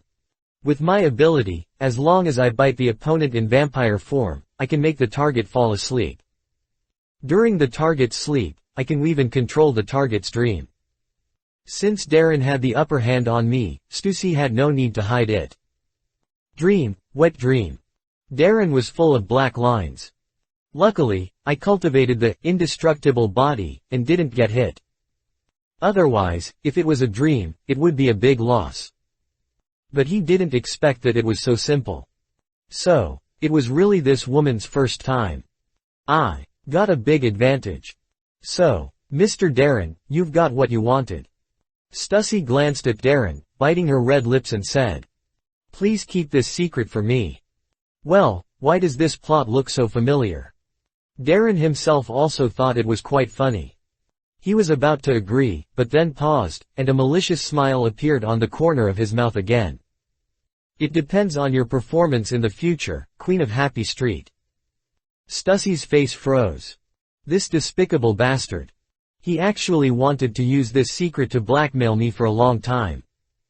Darren smiled and picked up the fork, picked up a piece of cut steak and stuffed it into his mouth.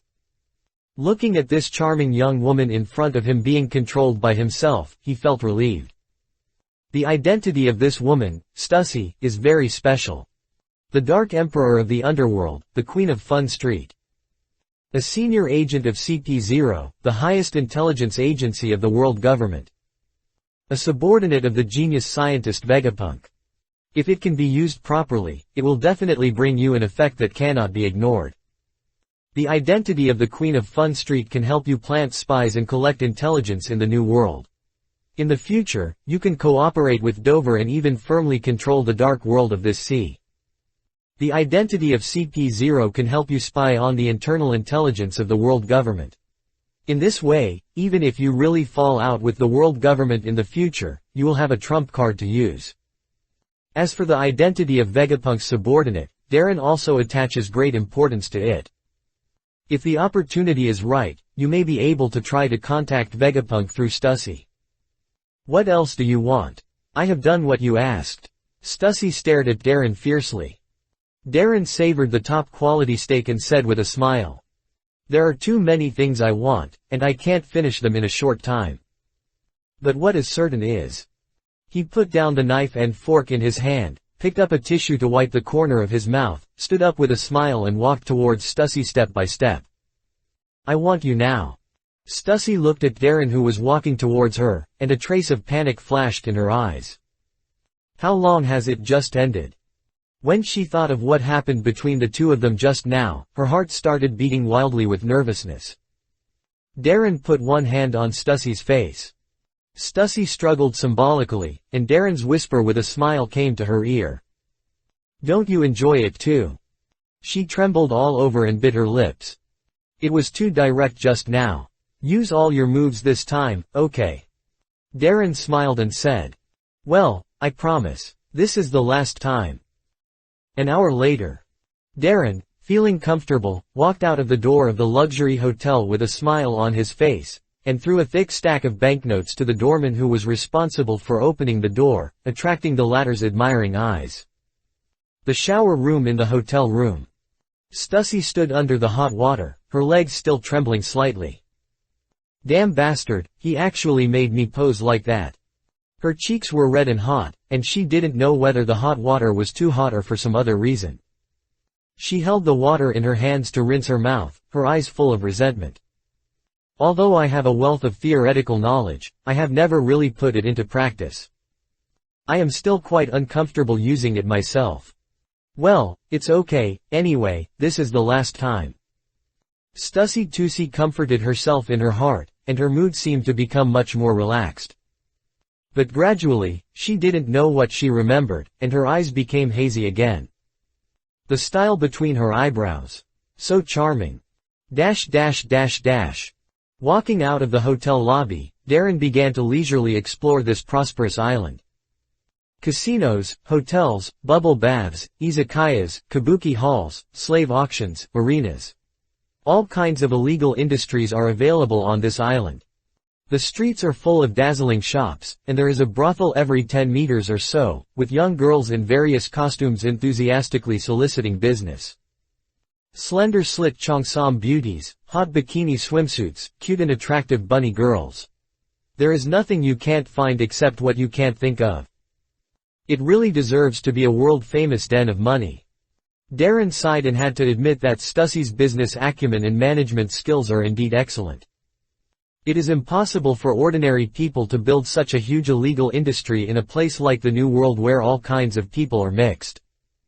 You know, especially the gray industry, under the bright and beautiful surface, there is often blood flowing. Huge interests mean cruel struggle. Looking at the large industry in front of him, Darren began to estimate how much benefit he could get with the help provided by Stussy. Mr. Jill, you are finally here. We have missed you so much during this period. At this time, a group of beautiful women's voices came from the corner of the street not far away. Darren couldn't help but smile after hearing it. Mr. Jill. Which idiot would call him such a name? He looked in that direction curiously, but the scene that came into his eyes made him stunned in an instant, and the whole person was messy in the wind. Kaji. Chapter 61. No need to pay at all. Why is Kaji here? This is the new world. He has just been promoted to the Brigadier General of the headquarters. Logically, there should be a lot of military affairs that need to be handed over and handled. How could he appear here? What? Is this Happy Street? Oh, that's fine. Darren looked at the wretched figure in the distance with a frown on his face, and couldn't help but put his hand on his forehead. Today, Kaji seemed to be hiding his identity. He didn't wear a military uniform, but a simple casual outfit. He wore a colorful shirt on the upper body and a pair of big shorts on the lower body, revealing his calves covered with hairy legs. With his hands in his pockets, a toothpick in his mouth, and a pair of flip-flops on his feet, he walked into the bubble bath center in a swagger. When the bunny girls standing in front of the door saw him, the symbols of gold coins instantly appeared in their eyes. They came up to him enthusiastically, took Kaji's arm, and pulled him into the house. Mr. Jill, why didn't you come to see us during this period? We sisters have missed you so much. Mr. Jill, you have become more handsome after not seeing you for a while. The group of revealingly dressed young girls expressed sincere admiration, and the surprise and sincerity on their faces were enough to prove that their business ability was professional. Ha ha ha ha, do you really miss me? Surrounded and flattered by a group of beauties, Jaji felt so proud that he seemed to be walking on clouds and staggering when he walked. Of course, you are our honored guest. We have never seen a man as handsome as you. Mr. Jill, are you going to let us sisters serve you together this time? The girls hugged Jaji's shoulders tightly, pressed their bodies against him, and put pressure on him without hesitation. Of course, he. Kaji's face was full of obscene smiles, his face was red, and he couldn't help but proudly puffed out his chest and said with his hands on his waist. I was promoted recently, and I want to have fun today. He opened his arms, hugged the young girls, and walked into the club with a swagger. Darren, who was watching this scene from a distance, twitched his mouth slightly. Kaji, this kid, is so good at playing. From the looks of it, it seems that he is a regular customer. Darren was speechless, shook his head, and didn't bother to care about it. It's not uncommon for the Navy to go to various entertainment venues during their vacation. In the original plot, Kaji, this bastard, often went to Golden City to gamble for no reason.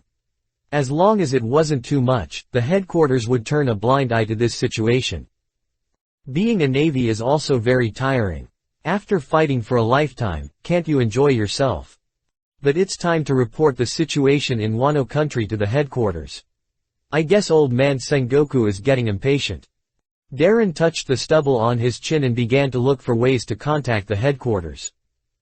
The military den mushi he used for communication had tragically turned into a pile of snot under Kaido's stick, education. When he was pulling up his pants in the hotel room, Stussy did ask if he could contact the headquarters through her channels, but Darren refused directly. It's better to keep the real PY transaction between him and Stussy as secret as possible. Darren looked around and was very soon, I found a small newspaper in the shop opposite. After generously throwing out a stack of banknotes, the head of the small newspaper enthusiastically handed over their special den mushi with both hands. Bulu bulu. Bulu bulu. After dialing the signal, Darren lit a cigarette and stood on the side of the road quietly waiting for the communication to be connected. Soon. Bulu. The den mushi communication was connected. Hello. Zongguo's serious voice came from the den mushi. Darren smiled and said. General Zongguo, I'm Darren. Then he immediately took the Den Den Mushi away from his ear. Sure enough, after a second of silence, the Den Den Mushi vividly simulated the appearance of Zhang Guo's eyes spitting fire, and roared furiously. Darren, you stinky boy. Do you still know how to contact the headquarters? Do you know how much arrangement and preparation I have made to support you? The Den Den Mushi glared at me, spitting constantly. Darren scratched his ear as if nothing had happened and said with a smile. I'm sorry, General Sengoku, the situation in Wano country is too complicated, and I was seriously injured, so I was delayed. Seriously injured? You're still going to Fun Street when you're seriously injured. A sound of slapping the table came from Sengoku's side. Is this how you recover from your injuries? Darren. I've been discovered. A touch of embarrassment flashed across Darren's face. It would be fine if nothing happened, but the key issue is that something really happened to me. And it was with the Queen of Fun Street. However, Darren was so thick-skinned that he denied it decisively. Ahem, General Sengoku, I swear. I have been recovering from my injuries and have never had any money for sex transactions with anyone in the Happy Street. Hearing Darren's words, Sengoku on the other side of the Den Den Mushi calmed down a little and said suspiciously. You really didn't. Darren looked righteous and said righteously. Please believe me, I am a strictly trained Navy. Well, it is not a money for sex transaction if no money is paid. This is reasonable. Sengoku exhaled slowly. There was no need for Darren to lie to him about this matter. It seemed that he really hid his tracks and hid in the Happy Street to recover from his injuries. If Darren really fought with Kaido in Wano country, he would be injured. Darren's strength is far from being Kaido's opponent. At this time, the proud voice of Darren came out again from the Den Den Mushi. And Admiral Sengoku, you also know that with my charm, I don't need to pay at all. Bang! Sengoku fell backwards. He got up again with a frown on his face. You are so proud. Sengoku covered his chest with his hands and said unhappily.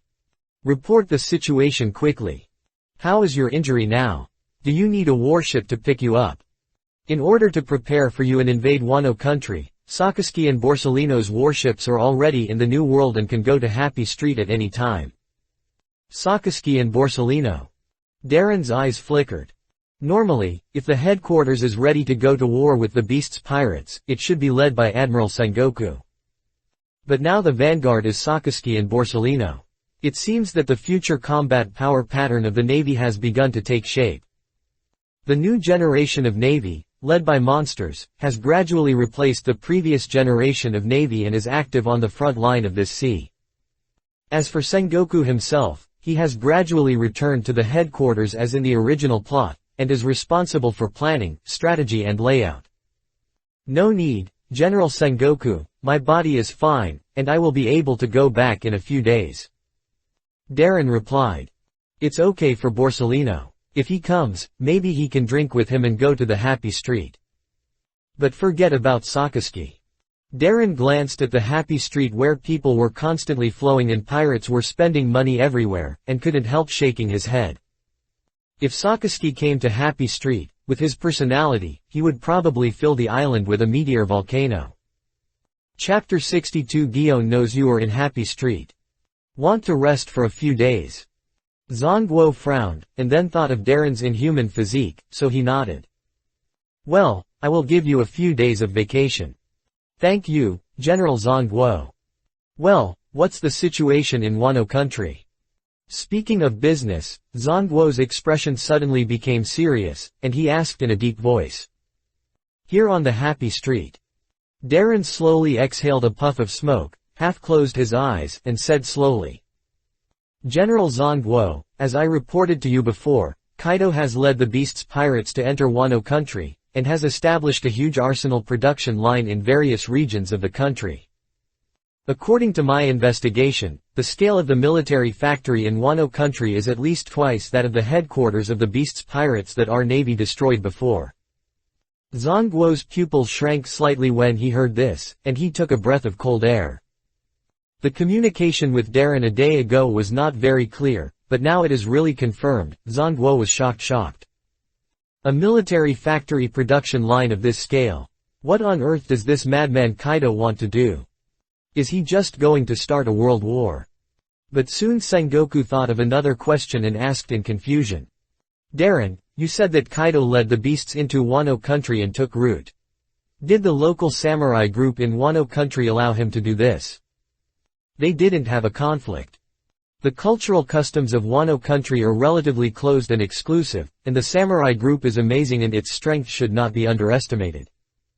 Even with Kaido's strength, it is not easy to conquer that group of stubborn and conservative samurai. Darren said, that's not very clear, maybe Kaido has united the local forces in Wano country. Of course, he knew the answer to Sengoku's question. Kurozumi Orochi joined forces with Kaido to steal the throne that should have belonged to Kazuki Oden. Sengoku's eyes flashed with a solemn look. If Kaido has completely mastered Wano country, then things will be difficult to deal with.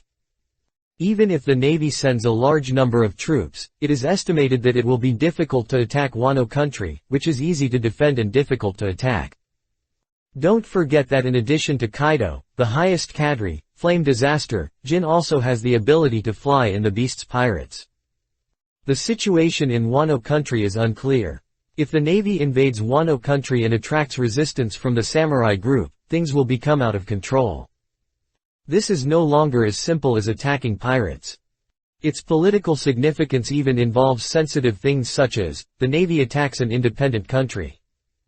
Thinking of this, Sengoku slowly exhaled a breath of turbid air, pinched his temples, and slowly said, I understand. Darren, you did a good job this time. The news Darren brought back is undoubtedly very important, which can help the Navy more accurately understand the situation in Wano country and the hidden strength of the Beast's pirates. This plays a vital role in judging the future war situation. At this time, Darren's tone seemed a little regretful. During the investigation, I had a head-on conflict with Kaido. With our strength inferior to his, we could only hastily destroy 1/3 of the Beast Pirates' military factory production line. And retreated with serious injuries.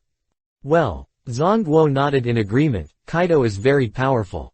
Even I am not sure I can take him down. You were able to obtain intelligence and successfully escape from his hands, which is already quite amazing. Wait. He suddenly reacted, his eyes widened.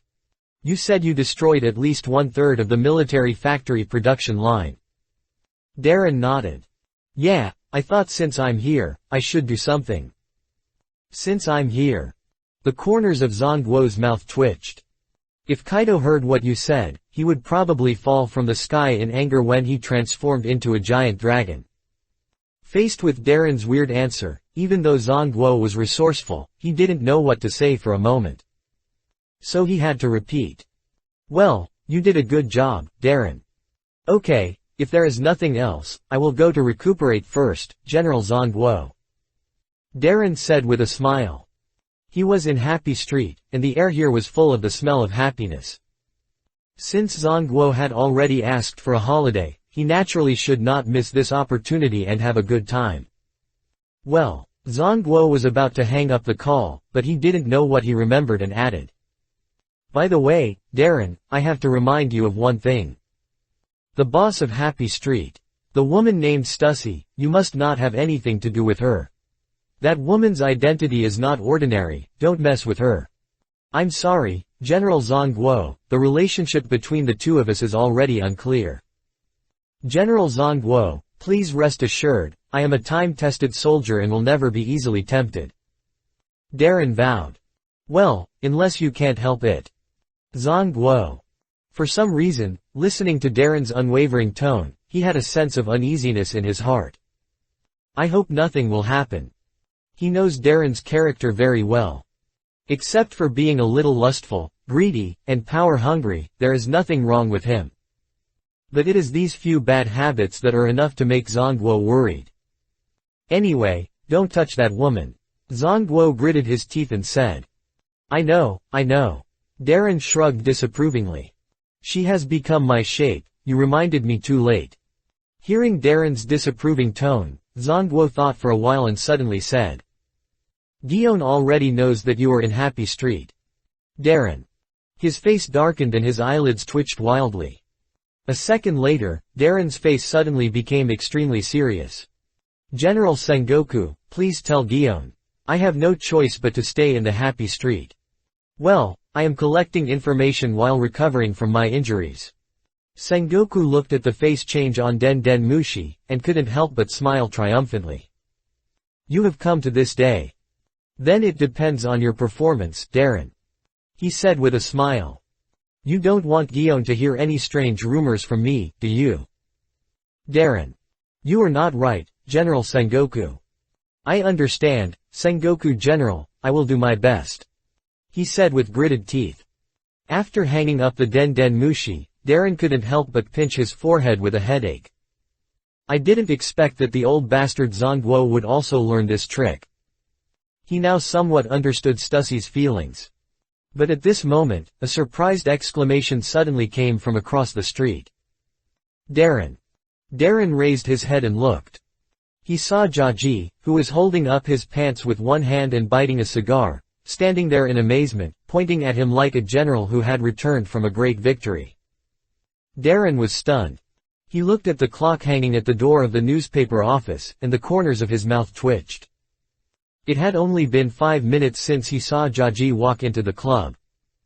Chapter 63 There is a cure for burning the mountain. Darren's expression suddenly became very strange, and his eyes looking at Jiaji revealed deep complex meanings and pity. Jiaji didn't expect to meet Darren here. He looked nervous. I. Facing Darren's half-smiley eyes, Jiaji's face flushed, and he explained. "What is that look in your eyes? I'm just collecting information. Caring for the people, do you understand? Of course I know how to care for the people. I taught you that." Darren put down the Den Den Mushi and pointed to the luxurious and magnificent club behind Cage with a smile. "Oh, but I clearly saw you coming out from there." Cage's face changed, and he walked over quickly and said solemnly.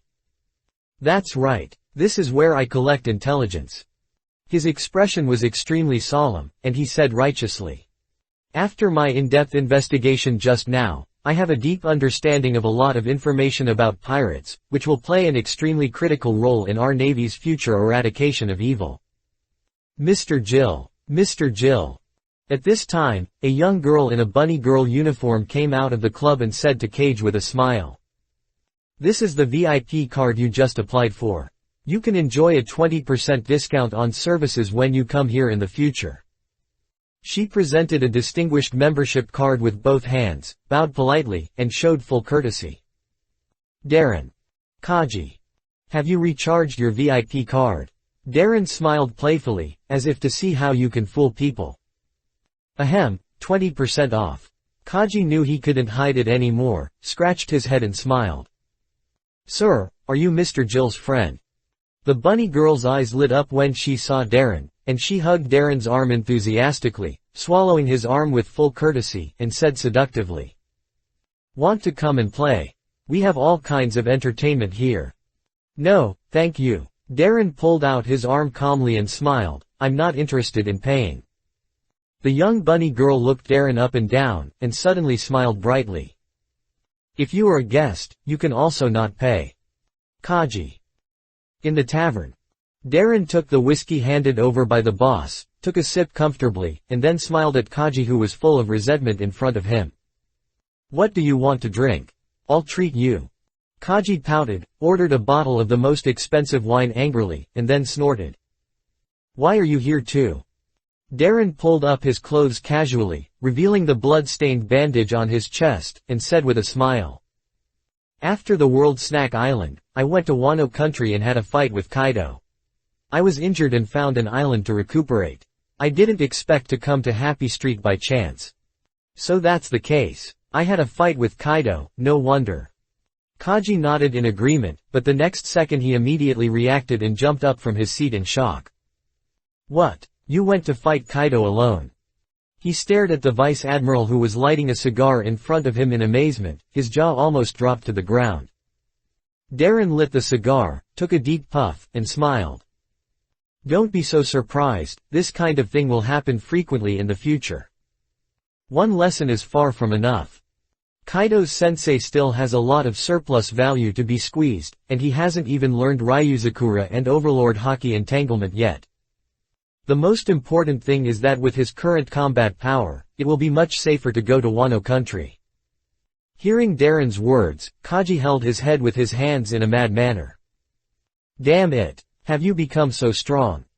Darren teased. You can do it if you go to fewer places like that. That won't work. Kaji shook his head like a rattle and said firmly. There are so many poor girls in this sea.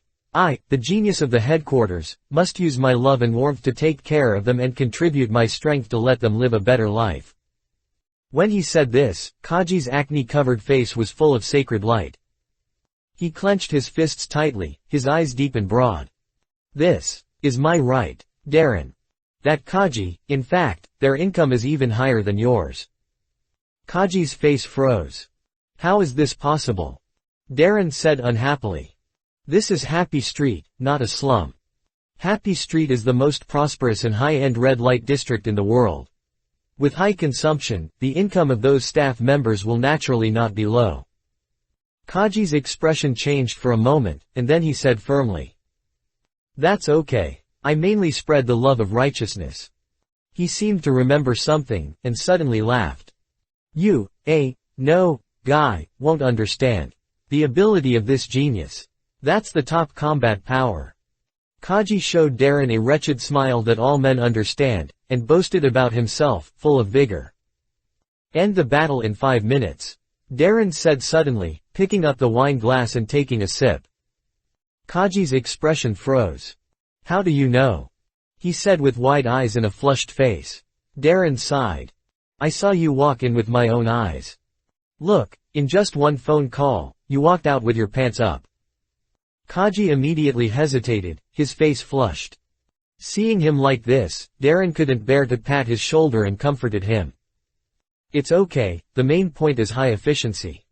If it doesn't work, there seems to be some very effective medicine over at Huoshao Mountain, you can go and try it. Kaji's whole person was like a frost-bitten eggplant, crying and saying. I've used it. Darren. Good, very good, very good. Sure enough, he has amazing talent. He opened his mouth, but didn't know what to say. By the way, Darren, don't tell Gion about my visit to Happy Street. Kaji quickly cheered up, rubbed his hands, and gave Darren a flattering smile. Darren raised his eyebrows and glanced at him. This guy hasn't given up yet, he's really persistent. Kaji seemed to understand Darren's eyes and said seriously. I came to Happy Street just to care for the people. I have always maintained a very pure monetary employment relationship with those girls. Darren. Before he spoke, Kaji started to daydream again. I heard that Stussy, the queen of Happy Street, is a top-notch beauty. I wonder what it feels like. Well, I know. The taste of vampires is really good. Very moist. Chapter 64, Unusual Movement. The Ambition of the Golden Lion. Seeing Darren's thoughtful look, Jaji laughed, raised his hand and patted his shoulder, comforting him. You don't have much chance with Stussy, the queen of Happy Street. After all, you already have the stunning beauty Tianyushi in Marineford, But it doesn't matter, I will take down Stussy. He shook his hair coquettishly. With the charm of my genius Jaji. Darren exhaled a puff of smoke leisurely and said with a smile. You are quite confident, for someone who can't even last 5 minutes. Jaji's face darkened, and he said stiffly. What do you know, a wonderful life is not about length. At this moment, a figure in a black suit suddenly appeared in front of the two. He took out a gold-plated card with a respectful look, bent down and said. Dear Mr. Darren, this is a gift from Lord Stussy.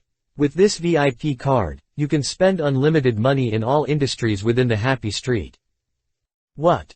Before Darren could speak, Jaji next to him jumped up in shock, staring at the gold-plated card with his eyes wide open. Tell her my gratitude and tell her that I like this gift very much. Darren did not refuse and took the card directly. Yes, Mr. Darren. The man bent down again and disappeared immediately. Bang. Jaji suddenly slapped the table heavily, staring at Darren with angry eyes. You have hooked up with the Queen of Happy Street. Damn, when did it happen? Darren thought about it and replied with a smile. It should be a day ago. We had a good time. Jaji was stunned. Then he held his head with both hands and wailed, looking like he was in great pain. How could he repair it? How could he repair it? You bastard. You already have a beauty like Tian Yushi. You even didn't let go of the Queen of Happy Street. Kaji howled, and suddenly leaned forward, staring at Darren, angrily said. I'm going to tell Tian Yushi. Darren glanced at him, suddenly took out the card from his pocket, and said lightly. You can use this card for a few days. Kaji was stunned. The next second, he instantly put on a warm smile on his face, and snatched the card with a whoosh. I'm so embarrassed. You are worthy of being my good colleague, good brother, and good comrade in arms of Kaji. He patted his chest. Don't worry, Darren, I promise I won't reveal a word.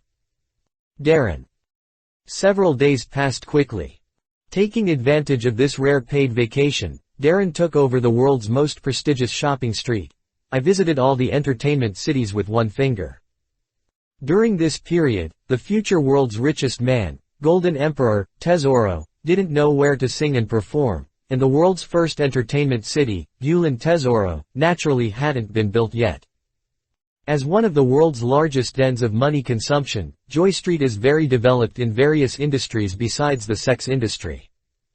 Gambling, arena, singing and dancing performances. After experiencing it all, even Darren, the king of the North Sea, was amazed. I say Kaji, you have to take a break, otherwise if you continue like this, I'm afraid you will die here suddenly. It was still the familiar tavern. Darren put down the newspaper in his hand and looked at Kaji, who was staring with dark circles under his eyes and shrunk a circle, and said unhappily. Since I gave him the card with no limit, this guy has never stopped. He has played all the sex places, big and small, in Joy Street. I'm fine. Kaji smoked a cigar, looked listless, and murmured weakly. I can't stop, there are 28 more. Darren, 6. There will be many opportunities in the future, there is no need to be like this. The corner of his mouth twitched and he sighed. Kaji, who was lying on the table, suddenly raised his head and stared at Darren with shining eyes. So what you mean is, can I still use your card in the future? I tell you Darren, don't joke with me about such things.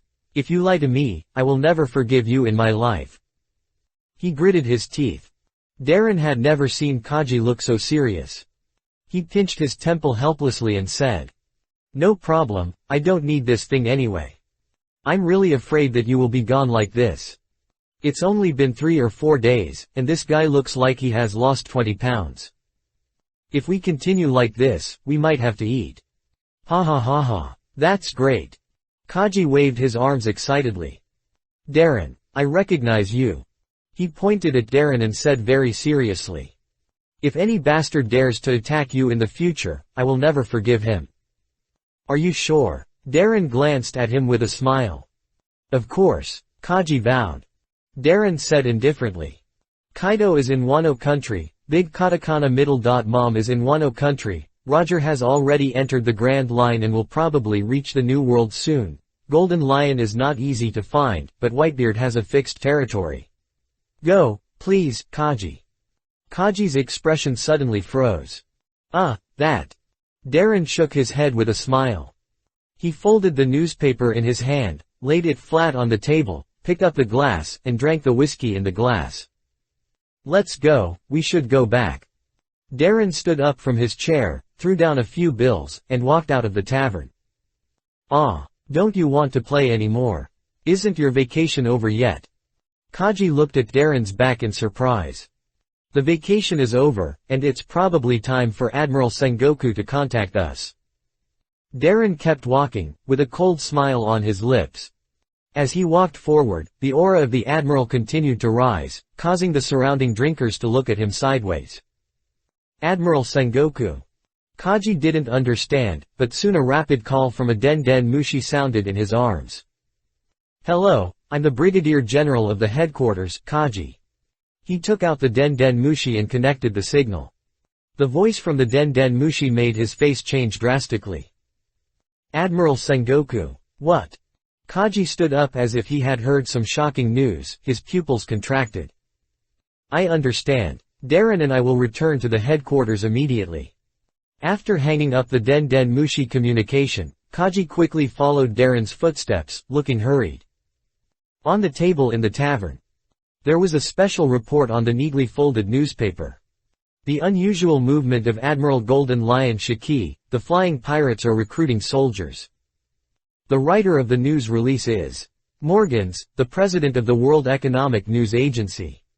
It's time to enter the ending of this volume. Chapter 65 Meeting an Old Friend. After coming out of the tavern, Darren did not return immediately. He did not bring his warship and subordinates with him on this mission. The journey from the New World to the Navy headquarters, Marineford, was a long way, and his injuries had not yet fully recovered. The safer way was to hitchhike and take Kaji's warship back home.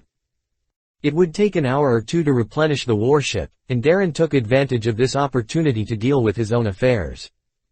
Back to the familiar top-floor box of the luxury hotel, as soon as he opened the door, a beautiful figure was already sitting on the leather sofa in front of the floor-to-ceiling glass window waiting for him.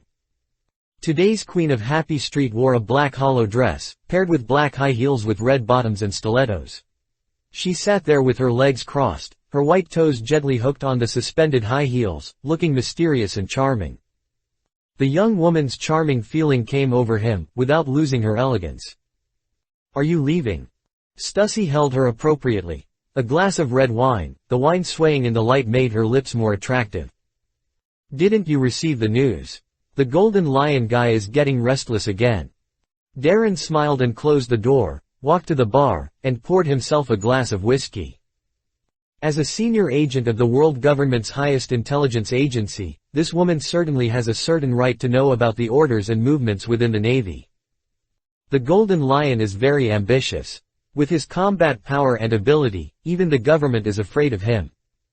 This time he takes action again, he must be plotting something. Stussy narrowed his eyes and said lightly. Darren raised his eyebrows, turned around and smiled. So you want me to be careful. I thought you would really like me to die in the hands of the Golden Lion. In that case, your secret will naturally be buried with my death. Stussy laughed. When I first heard the news, I did hope you died. But then I thought about it, and I felt that it would be a pity for an interesting man like you to die like this. So that's it, I understand. Darren nodded suddenly. What do you understand? Stussy was stunned. But before she could react, the vice admiral in front of her had already started to unbutton his clothes and walk towards her step by step. What are you doing? Stussy's face changed slightly, and her inner calmness began to crack, and a hint of panic flashed in her eyes. Darren said as a matter of course. You said you don't want me to die. Isn't it just that you are greedy for my body? This damn guy. What on earth is in his head? Stussy said angrily. Didn't you say that was the last time? The shameful postures from the last time appeared in her mind, and a barely visible blush appeared on her calm and charming face. Darren smiled and said, we are all adults, there is no need to go around in circles, right?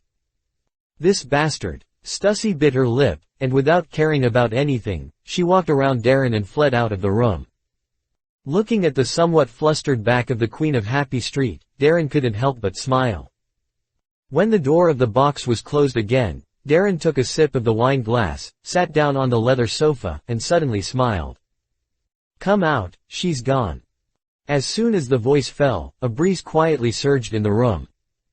The murderous intent suddenly appeared.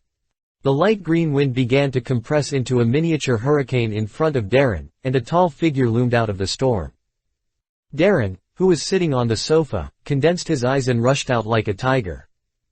The two people attacked at almost the same speed at the same time. The 5 fingers were opened and bent, and they were combined into 3-finger dragon claws. The starting posture was exactly the same. Dragon claw. Dragon claw. The 2 3-finger dragon claws surrounded by black light cut through the air, outlining the black phantom light of disillusionment and dominance, and collided heavily in mid-air with the power and will to destroy all hegemony. Bang! A dull explosion sounded suddenly. The air suddenly condensed for a moment, and the storm exploded, sweeping every corner of the room. It's just that the two people who attacked at the same time perfectly controlled their own strength, so that the burst of air waves did not shatter the glass and walls. Equally matched. However, after this blow, both of them changed their moves without hesitation. Bend your knees. Swing your elbows. Like an arrow shot from a tight bow. Bang! Bang! Knees collided, elbows leaned against each other. The explosion sounded again. The two figures each took a step back. Then the waist and knees burst out with power at the same time, and they punched fiercely. The air seemed to become solid because of the fists of the two people, and circles of white ripples bloomed. Fist bone. Fist bone. The two people collided heavily, separated at the touch, and retreated several steps together. Ha ha ha ha, you really learned my old man's boxing. The figure that seemed to be blurred by the hurricane finally slowly appeared and became clear at this time. The figure was deep and cold, wearing a dark green hooded coat that covered most of his face. He just stood there, exuding a domineering and cold breath. Darren raised his head, smiled and looked at the man in front of him and said, "Sassy ignores Dana, Dorag." The person who came was Dorag. Dorag raised his hand and took off his hood, revealing a face without eyebrows but extremely domineering, with black hair scattered messily behind his head, and laughed happily. "Your strength has become much stronger, Darren." He looked at Darren with deep shock and complexity. "How long has it been since we last parted?" In just half a year, Darren has broken the shackles and officially entered the level of general-level combat power, on par with himself. And after a few attempts just now, Dorag was even more shocked to find that Darren's physical hardness far exceeded his expectations. In addition to the exaggerated burst of power, if he hadn't been fighting in close combat, his technique and domineering power were suppressed, and I'm afraid he is really not Darren's opponent. The most important thing is that Darren actually learned the dragon claw fist he developed in the old man's boxing. What kind of talent is this? You are the real monster, right? Darren threw a cigar to Dorag with interest, sat down again, and said with a smile. Well, I found a very good teacher. Teacher Zepha. Dorag raised his eyebrows, put the cigar under his nostrils and took a deep breath, with a look of enjoyment on his face, as if he was about to cry. He hasn't smoked such a good cigar for a long time. No, Darren shook his head. That's my old man, Dorag asked again. Darren still shook his head. Who is that? It can't be that old man Kong is personally teaching you, right? Dorag couldn't wait to light the cigar, and couldn't help but be curious. Darren said with a smile. Kaido of Beasts. Drag. Chapter 66. You can go find Kaido and give it a try when you have time. Kaido of Beasts. Drag was confused when he heard this answer. Kaido of Beasts. He is a pirate. Indeed, Kaido's overall strength is extremely strong. Whether it is the development of devil fruits or the control of physical skills and domineering, he is enough to stand at the top of this sea. Even if Durag, who has now entered the admiral-level combat power, faces Kaido head-on, he will suffer a little. After all, the combat power increase bonus of animal-type mythical beasts for close combat is far greater than that of natural devil fruits. Even if we put aside the political stance, Kaido is not qualified to be Darren's teacher. What kind of teacher is he? The Navy is full of famous teachers and talents. What qualifications does Kaido have to be compared with the famous teachers in the Navy? Zeph, the chief instructor of the officer training camp, has trained many monsters of the Navy. The golden generation, with shining stars now comes from his hand. Although the main teaching method of his old man Garp is casual, as long as you are single-minded and train hard, you can learn some powerful and profound boxing from him. Admiral Sengoku of the Navy headquarters has a fairly balanced overall strength. Except for not being able to fly, he has no obvious shortcomings. He is also far-sighted and has a far-sighted vision. If he is allowed to teach, there will definitely be good results. Not to mention the current Supreme Commander of the Navy, Kong. Now in his 80s, he is a legendary figure who personally trained Garp, Zephyr and Sengoku, the three pillars of the Navy. Which of the older generation in the Navy is not better than Kaido?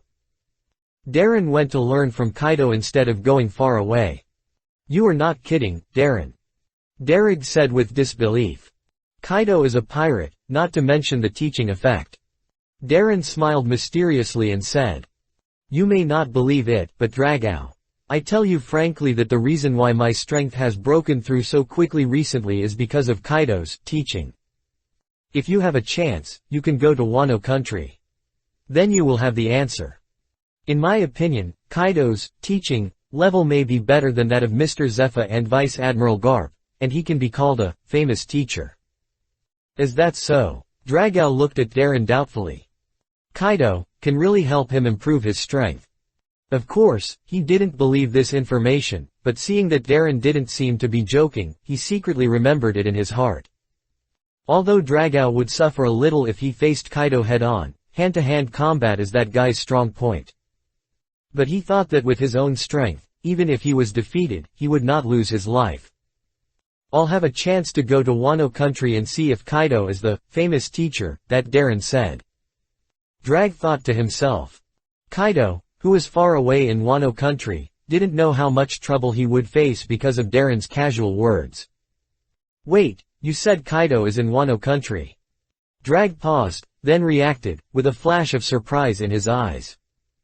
Yes, the Beast's pirates have now occupied Wano country and built a large number of arms production lines. That closed country has become Kaido's territory. Darren nodded. After getting confirmation, Dragon's eyes could not hide the shock. The situation has become troublesome now. As a former senior Navy official, Dragon is quite familiar with the complex situation in Wano country. If Kaido, the ambitious guy, really took over Wano country, the Navy would be more cautious in taking action.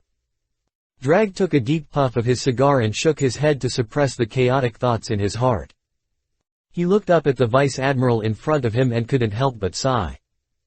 The young man who came out of the North Sea has now grown into a general who can stand on his own. And now, the long-term vision he set in the past is far away. So, that happy street Queen Stussy. Drag tentatively said. Darren smiled and said, if I say that we are just a pure friendship, do you believe it? Drag rolled his eyes. I don't believe you. You have even developed to the point of taking off your clothes. One is a notorious Navy scum, and the other is a notorious happy street queen of the happy street. If you two don't have anything going on and your relationship is pure, Dragon would rather believe that Kaido is really a master teacher. Darren smiled and said nothing. Stussy didn't notice Dragon sneaking into Happy Street. The perception of observation hockey is not omnipotent. After all, Sabo and that Walpo were able to sneak into the deepest flower room of Pengu City under the eyes of the five elders and IM. Dragon's own strength is there, and he didn't release any killing intent. If it weren't for Darren's observation hockey being greatly improved under Katakori's teaching, coupled with the ability of biomagnetic field induction, he probably wouldn't have noticed Dragon's arrival. But Dragon, you didn't come to me this time to spy on my private life, did you? Darren flicked the ash of his cigar and asked. A smile appeared on Dragon's face. I'm here to see you for something really important. But before that, I want to introduce someone to you. He's my like-minded partner and comrade in arms. As soon as the words fell, a burly and strong figure appeared silently in the room. Darren's pupils shrank slightly. Such a fast speed, it was almost like teleportation. It felt like it appeared out of thin air, without any signs. Darren noticed Darren's micro-expression and couldn't help but laugh proudly. This one is Bartholomew Bear. Darren interrupted him, staring at the tall figure wearing glasses in front of him. The young man in front of him was very exaggerated in size. Darren and Drago were already standard admirals, 3 meters tall. But Drago stood next to this guy, like a tiny person. He just stood there like an ordinary giant bear, and the huge shadow enveloped him, giving people a strong sense of oppression. But what is incompatible with his huge body is the temperament he exudes. Gentle, quiet, peaceful, and polite. One of the future 7 warlords of the sea. The prototype of a pacifist. The user of the meatball fruit. Tyrant, Bartholomew Bear. However, at this time, Big Bear should not have gained the notoriety of tyrant yet, but is just an unknown person. Do you know me? Big Bear smiled honestly, scratched his head, and stretched out his hand to Darren. Nice to meet you, Mr. Darren. Darren looked at the hand that Big Bear stretched out, and vaguely saw pink pads on the broad and rough palm. Will this guy slap me to a place where no one lives? He thought about it, smiled and held Big Bear's hand. The next second, something weird happened. Chapter 67 Whose Good Man Shakes Hands with Hockey. Something strange happened. Darren smiled and shook the Big Bear's palm, and then, nothing happened. The smile on Dragon's face froze for a moment. The Big Bear's expression was also stunned for a moment, looking a little silly. Nice to meet you, hello, Bear. Darren said with a smile. Darren and the other man looked at Darren's hand in confusion, which seemed to be painted with black metal paint, lingering with a cold and hard luster. Darren, why do you use armament hockey to shake hands? Darren scratched his messy hair with both hands, looking crazy. Darren shrugged and said a little embarrassedly. I just went to the toilet without washing my hands. Isn't this a good way to isolate myself? The point is hygiene. Big Bear. Draeger was even more mad, gritting his teeth and saying. You actually went to the toilet without washing your hands. Darren glanced at him, did you wash? No, Darren whispered. Big Bear suddenly turned his head and looked at Darren in disbelief. Ahem. Darren didn't dare to look at Big Bear's eyes, and turned his head to Darren and said. Hurry up and take off your armament hockey defense. Armament hockey has a defensive and resistant effect on all devil fruits. Theoretically, as long as the armament hockey is strong enough, it can counter the effect of any devil fruit. Darren sighed. I'm just a little afraid that the bear will accidentally swat me away to some godforsaken place, which would be bad. Who wants to do that?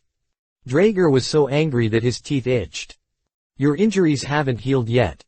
He just wants to help you get rid of the fatigue and pain in your body. You bastard, don't you even trust me? He was also very angry. I originally thought that before asking for money, I would help Darren deal with his injuries and let him owe me a favor. This way, when I borrow money, this guy will be embarrassed to refuse, and I can also ask for a larger number. But who would have thought that Darren, this insidious guy who is extremely vigilant, would even be on guard against himself? Whose good guy shakes hands with armed color domineering? So that's right. Darren suddenly realized and couldn't help but smile. It's not that he didn't believe in Dragon, but he had become accustomed to many things.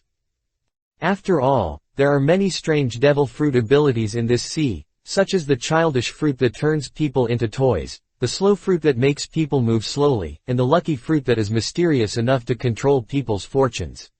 And the only thing that can resist the devil fruit ability is domineering. It's always right to be vigilant. Sorry, let's start over.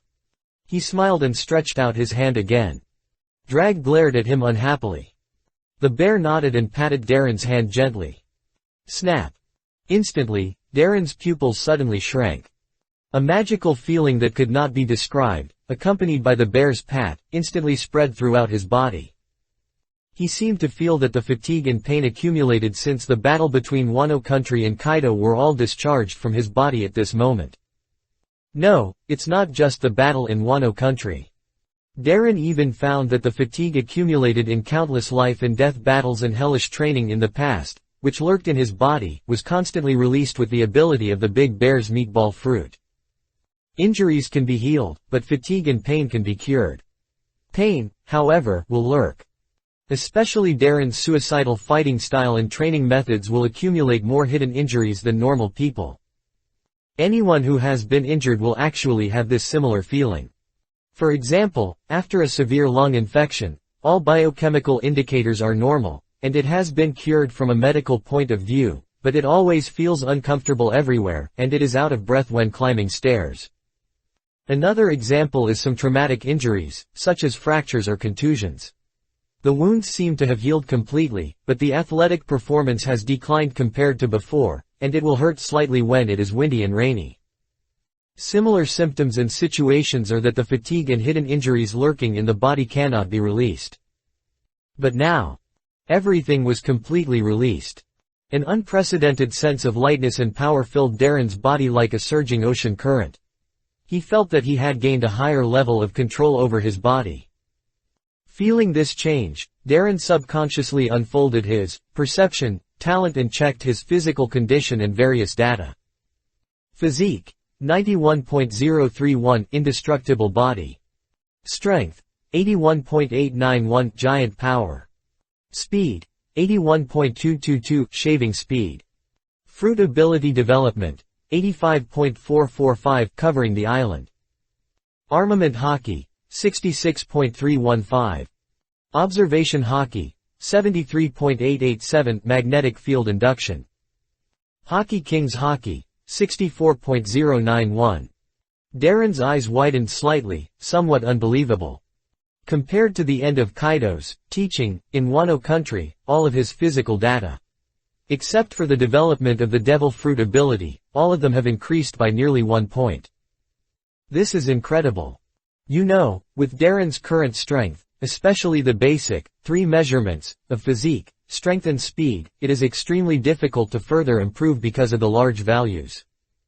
Even if Kaido-sensei teaches with all his strength, it is estimated that it will take more than 10 sticks to achieve it. But now Big Bear's easy shot. It brought him a full 6 points of improvement. The ability of this meatball fruit is simply amazing.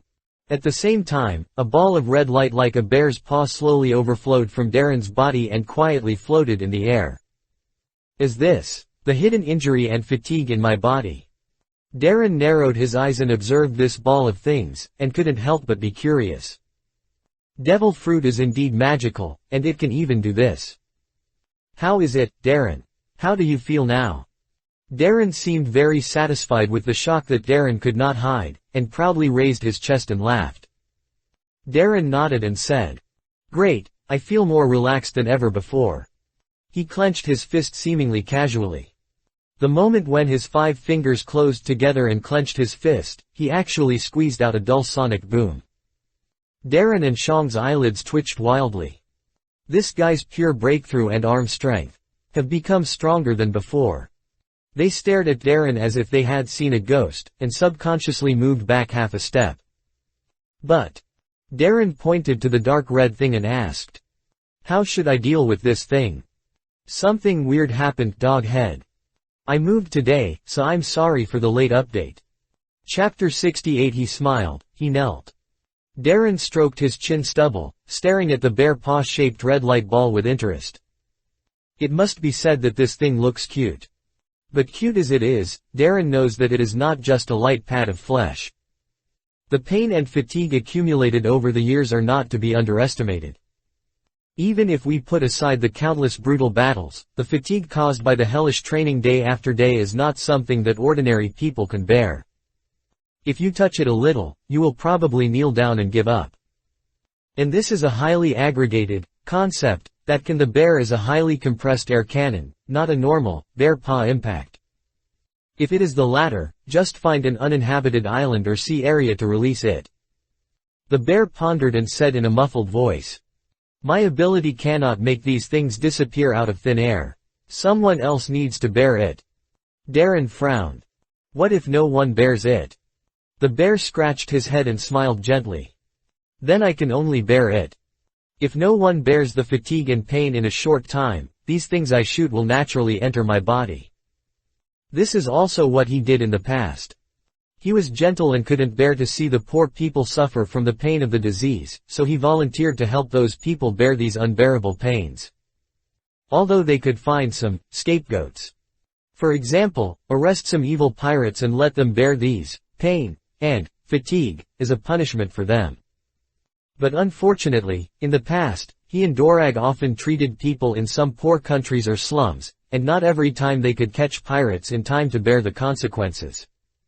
So in the end, in order to avoid the pain and fatigue caused by being slapped away from accidentally hurting innocent people, the bear would take the initiative to bear it silently. While they were talking, the dark red light ball had begun to move slowly and unconsciously. The speed was very slow, but it was obviously floating towards the bear.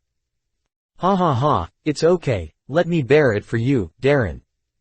At this time, Dorag smiled and spoke. He exuded a domineering sense of righteousness, and his smile was full of inexplicable infectiousness. Darren said with interest, "Are you sure? I always feel that this thing is not something that ordinary people can bear, Dorag." Dorag laughed disapprovingly. "Are you looking down on me? Don't forget, I am a strong man who took off the name of monster earlier than you." There was a glimmer in the depths of his eyes.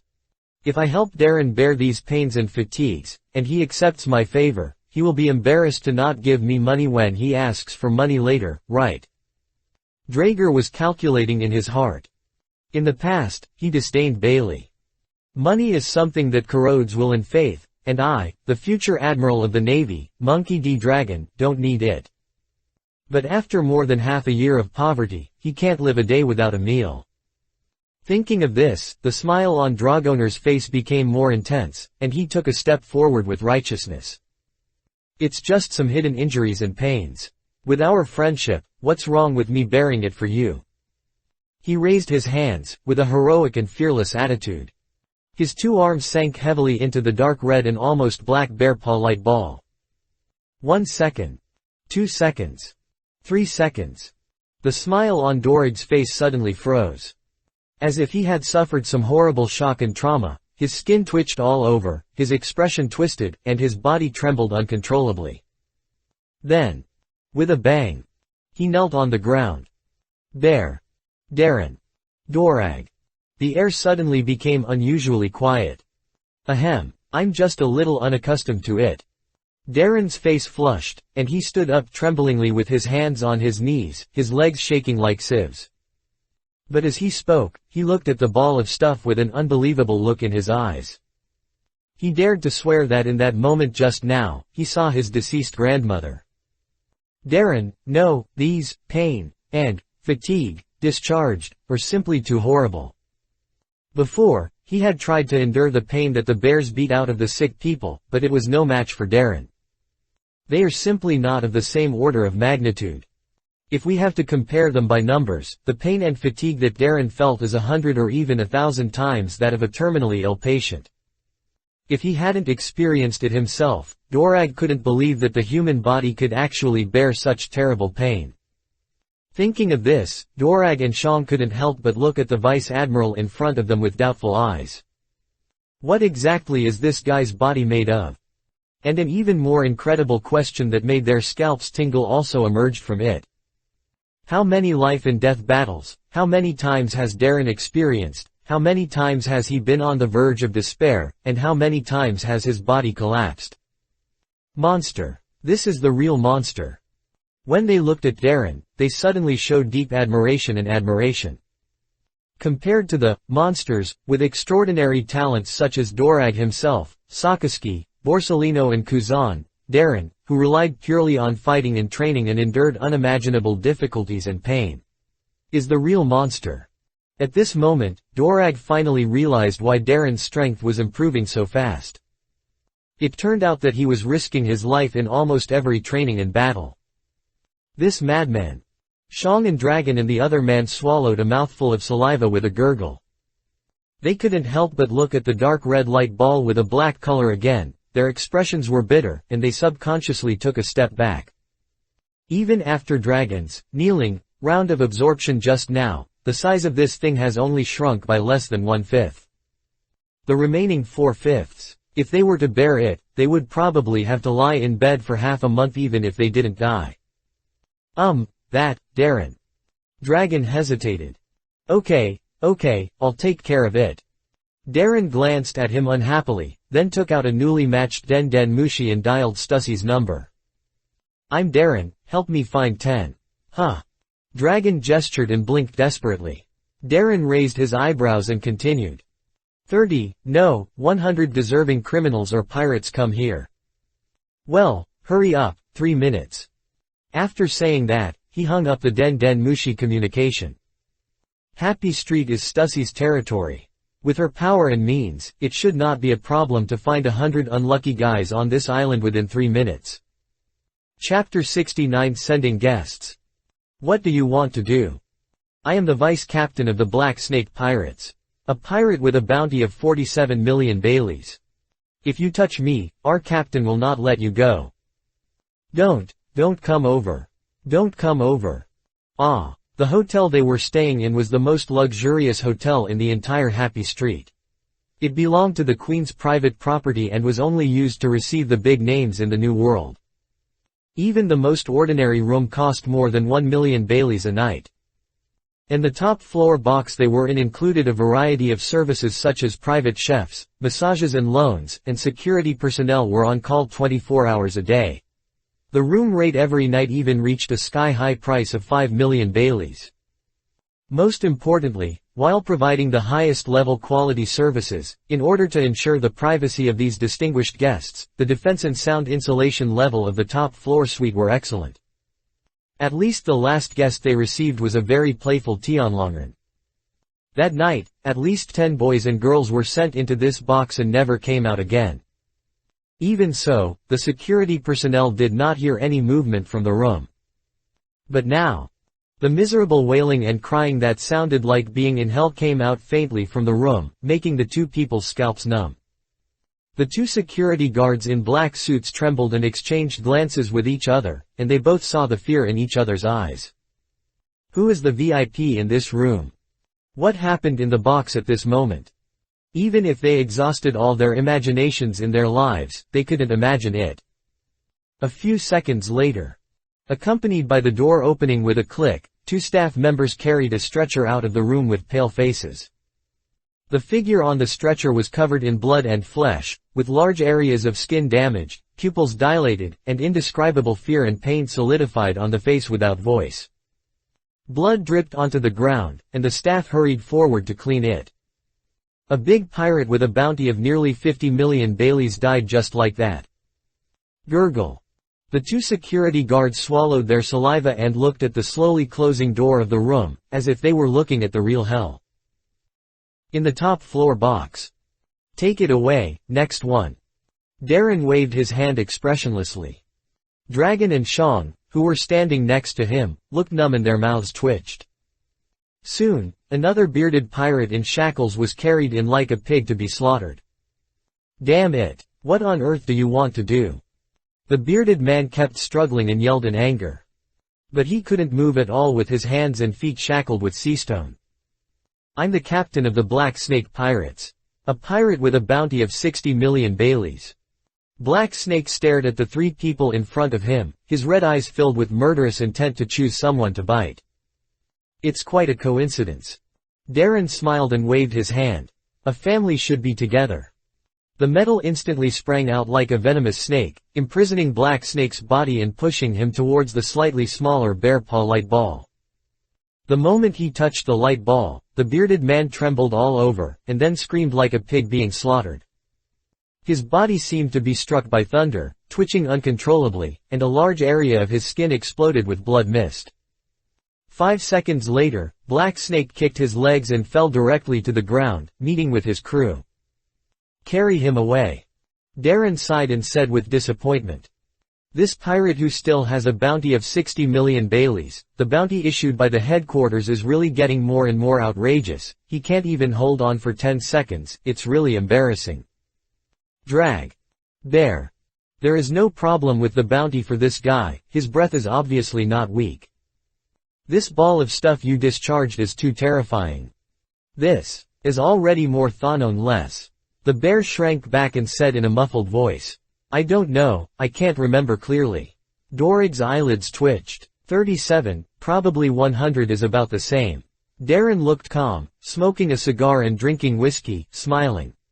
Hearing Darren's answer, Dorag and the bear couldn't help but look at the red light ball floating in the air again. After being absorbed by more than 30 unlucky guys, the black-red pain aggregate was only half of its initial volume. Dorag pursed his lips. Thinking of his arrogance, at the beginning, he was terrified. In fact, if we find a large sea king, it probably won't be so troublesome. Darren said, it's just that time is limited, there's really no way. He looked at the light ball that was less than 1 meter away from the bear, thought about it, and ordered the staff, let all the remaining guys come in. The staff raised his eyes, bowed respectfully, and turned to do it. A few seconds later, as if it was a scene from a slave auction, security personnel in black suits escorted dozens of swearing pirates, one after another in a line. Both Dorag and Shang turned around involuntarily. This scene was too scary. Even if these guys were pirates and villains who were guilty of heinous crimes and deserved to be shot 100 times, they all saw some people couldn't bear it. Soon, a series of soul-stirring screams came out from the top floor box of the hotel. One after another.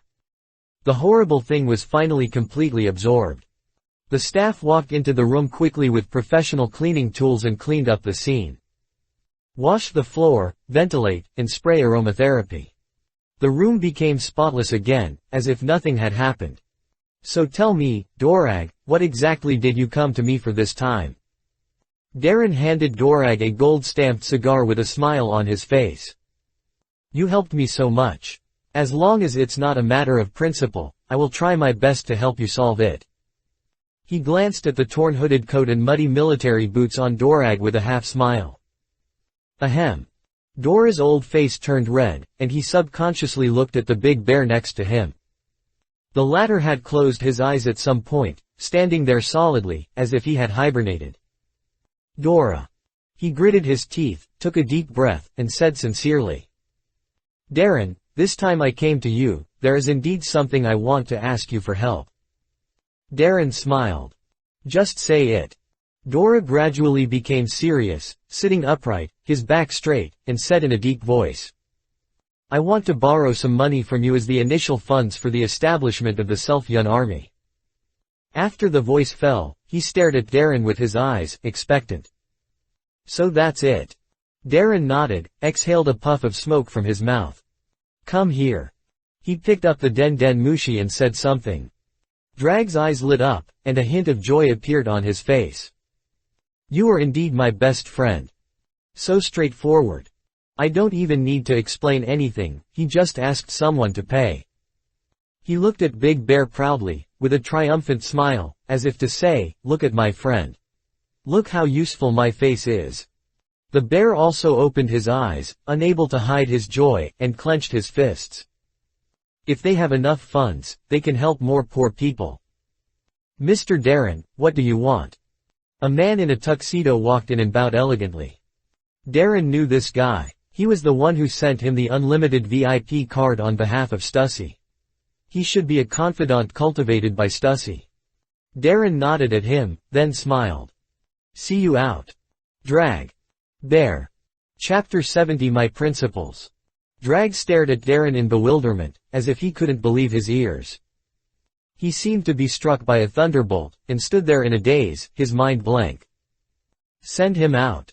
What do you mean by this? Were you still talking and laughing just now?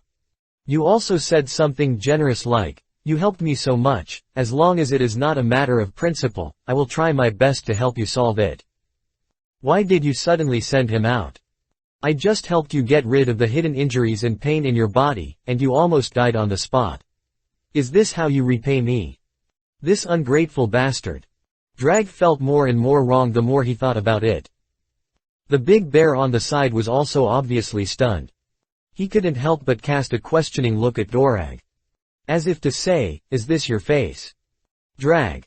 Gentlemen, please come this way. The man in a black tuxedo bowed slightly to Dorag and the other man, making a, please, gesture, with a proper smile on his face that was impeccable and professional. Noise, Darren, you bastard. What do you mean by this? Darag finally came to his senses and gnashed his teeth angrily. Didn't you say that as long as it is not a matter of principle, you will do your best to help? The man in the tuxedo looked at Darren with some embarrassment. Darren took a sip from the wine glass and waved his hand to signal him to go out first. After the man in the tuxedo left the room, Darren sighed and asked Darag a question. Derek, what kind of person am I in your opinion? Derek was stunned and looked at the big bear next to him with some doubts. The bear looked up at the roof and pretended not to see his eyes. Derek's mouth twitched. What did Derek mean by this sentence? Derek quickly pondered in his heart, and finally made up his mind and said in a deep voice, "You are my best friend."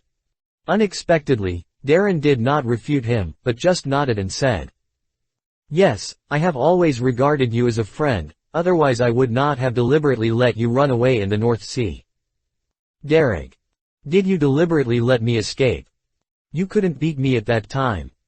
Derek was very angry, but he had to bow his head under the eaves, and he couldn't argue after all. Since we are friends, won't you help me with such a simple favor? If there is no other way, I will never say this. Darren sighed again and shook his head. It is precisely because we are friends that I can't help you with this favor. Derek was slightly stunned. Darren continued. I know you are short of money. From the moment you appeared in front of me, I knew you were here to borrow money. Why? Drog blurted out. Obviously, he had already hidden it so well, and he still used the matter of removing hidden injuries as a starting point. The reason? Darren took a puff of cigarette, knocked his head, and said helplessly. When a friend who has not been in touch for a long time suddenly finds you, and is very enthusiastic, what other reason can it be except to borrow money from you? Drog. Shang nodded in agreement. Well, it makes sense. Drog. He opened his mouth, and for a moment he couldn't find any arguments to refute Darren. Indeed, it makes sense. Darren saw that Drage was silent, and then said. You should know what kind of person I am. You are a navy. Darg said immediately. Darren nodded and shook his head, yes, but it's not right. Drag pondered for a moment, thinking of the titles about Darren that were circulating in the outside world, and tentatively said. You are the handsome, powerful, and famous monster of the Navy headquarters, the terminator of legends, the inheritor of the three pillars, the uncrowned king of the North Sea, and the future flying admiral. Darren nodded, yes. Drag. But that's not what I meant. Darren shook his head again. What do you mean? Drag was so angry that his lips trembled. If Darren hadn't had a smile on his face, he would have thought that this guy was teasing him. Darren knocked his head again. What is my most popular nickname? The Navy. The biggest scum. Drag hesitated. Yes. Darren's eyes lit up and he finally laughed. Scum. Navy is just my identity, but scum is my essence. Hey, why are you so proud? Derek was full of black lines. So what you mean is, as long as it is not a matter of principle, I can agree to it, but... Darren said with a serious face. Not lending money is my principle. Derek. He couldn't help asking. What other principles do you have? Darren took a deep breath, his eyes flashing with a burning light, and said seriously. I am greedy for money, but I will never embezzle. I am lustful, but I will never cheat. I smoke, but I can't live with drugs. I love alcohol, but I will never get drunk. I am romantic, but I will never let down those girls. I desire power, but I will never betray my friends because of power. He spoke every word with a bang. He looked extremely solemn, and the moment he finished the last sentence, Shang even seemed to see a sacred golden light emanating from his body. The figure seemed extremely tall. Shang was stunned. But what does this have to do with you not lending money? Derek was so angry that his voice trembled. I mean, I'm a scum with principles. Darren's face once again showed the relaxed smile of the past. Borrowing money will only hurt the pure friendship between us. Actually, our relationship is not that good. Derek suddenly said. No, Derek, as you said, you treat me as a close friend. This will never change. Darren shook his head firmly. Derek. This bastard. He is definitely playing tricks me. Drag roared in his heart, his face flushed, veins bulged on his forehead, and his fists clenched and unclenched. If he hadn't asked for help, he would have beaten Darren. Of course, he might not have been able to beat him. So, Darren, I'm sorry, I can only reject your request based on principle. Darren shook his head with regret. Drag looked depressed, opened his mouth, but couldn't say anything. Indeed, Darren didn't need to help him. That day, he helped him escape based on personal feelings, and he had fulfilled the moral obligation of a friend. Even because of this incident, Darren was later held responsible for negligence, which led to his promotion being put on hold. Now he is a fugitive wanted by the world government and the Navy. Darren is willing to risk his political career to meet him, which is enough to give him face. If he provides me with financial assistance and overthrows the world government again, the risks involved are too great. Once it is discovered, not only will his political career be ruined, but Darren will also most likely become a roaming criminal like me. Sorry, I was too impulsive, Darren. Darren forced a smile on his face. I shouldn't have involved you. Darren smiled and said, It's okay. It's because I treat you as my friend that I want to make my principles clear to you. I never borrow money from friends. He paused. Because as long as my friends need it, I will give it directly. It's okay, I can understand Darren, I will find a way myself. What did you say? Darren suddenly raised his head, staring at Darren with disbelief, and his face was full of joy. Give it directly. There is such a good thing. Are you serious? He shouted loudly and impatiently. Darren smiled and nodded. I'm serious, but I need you to do me a favor. Please just say it. Darren bowed deeply with a solemn look. And he raised his hand and rolled up a hurricane, pressed down the head of the big bear next to him, and bowed as well. Well. Darren touched his chin and pondered. This matter is a bit risky, you have to consider it carefully. Don't consider it. Darren interrupted Darren's words righteously. No matter what it is, as long as I can get your money, no, your friendship, I, Monkey D. Dragon, will go through fire and water.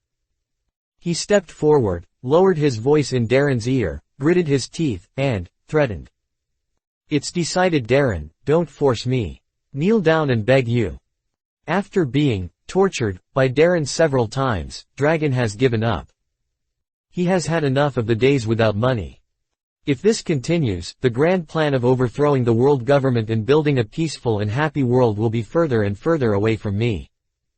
Darren said lightly. You have already knelt down just now.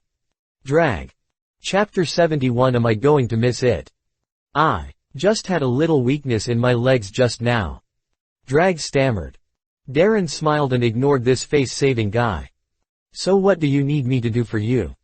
Drag said enthusiastically. Darren's eyes flickered, as if he was brewing some plan, and the light in his eyes quickly converged, and he smiled. Don't worry about this for the time being, I just need to make sure you can do it. He glanced at the honest bear next to him. At first I thought you might not be able to catch up, but now it seems that the problem should not be big. Drag was a little confused, but he had already given it his all. As long as he could get enough financial assistance from Darren, he would do anything. So, how much financial assistance will you give me? His eyes were filled with eagerness, he rubbed his hands together, and looked at Darren with burning eyes. No, it should be how much you need. Darren took a puff of his cigar slowly, crossed his legs and smiled, his expression calm. How much do I need? Drager was tangled for a while. For this question, he did not have a very clear answer for the time being. Although he was born in the Navy and had a good family background, he actually did not know much about the management of internal military affairs. The Navy's management system is very mature. In addition to the Frontal Combat Department, it is also equipped with a large number of civilian personnel such as staff officers and political officers to help the military to upload and issue orders, dispatch military expenses and operate normally. Because he inherited some of Garp's carefree personality, Drago was not interested in such tedious things in the military in the past. But now everything has to start from scratch, and he was completely in the dark for a while. Rescue the people, purchase arms, recruit manpower. Drago counted on his fingers, his expression was extremely tangled. Darren was not in a hurry and let this guy calculate there. To be honest, he was not too surprised by Dorig's request. It is not so easy to create an army from scratch. The reason why he was able to pull up the North Sea fleet was largely because there was already a navy in the North Sea. He just dug this army from the navy. Of course, after all these years of Darren's own operation, consolidation and development in the North Sea, the current North Sea fleet has completely broken away from the control of the Navy headquarters, and it can be said that it has nothing to do with the original weak North Sea Navy. This also indirectly illustrates the difficulty of forming an army. Darren was able to maintain the current consumption of the North Sea fleet by emptying the entire North Sea and making money crazily in that sea area. If it weren't for the emptying of the gold reserves of Huang Jinxiang on the Sky Island, it is estimated that he would also be overwhelmed by the further development and expansion of the North Sea fleet. As for Dorag's request, forget about borrowing money. Although Darren is no longer short of money with the gold reserves of Sky Island, borrowing money is always a bad thing.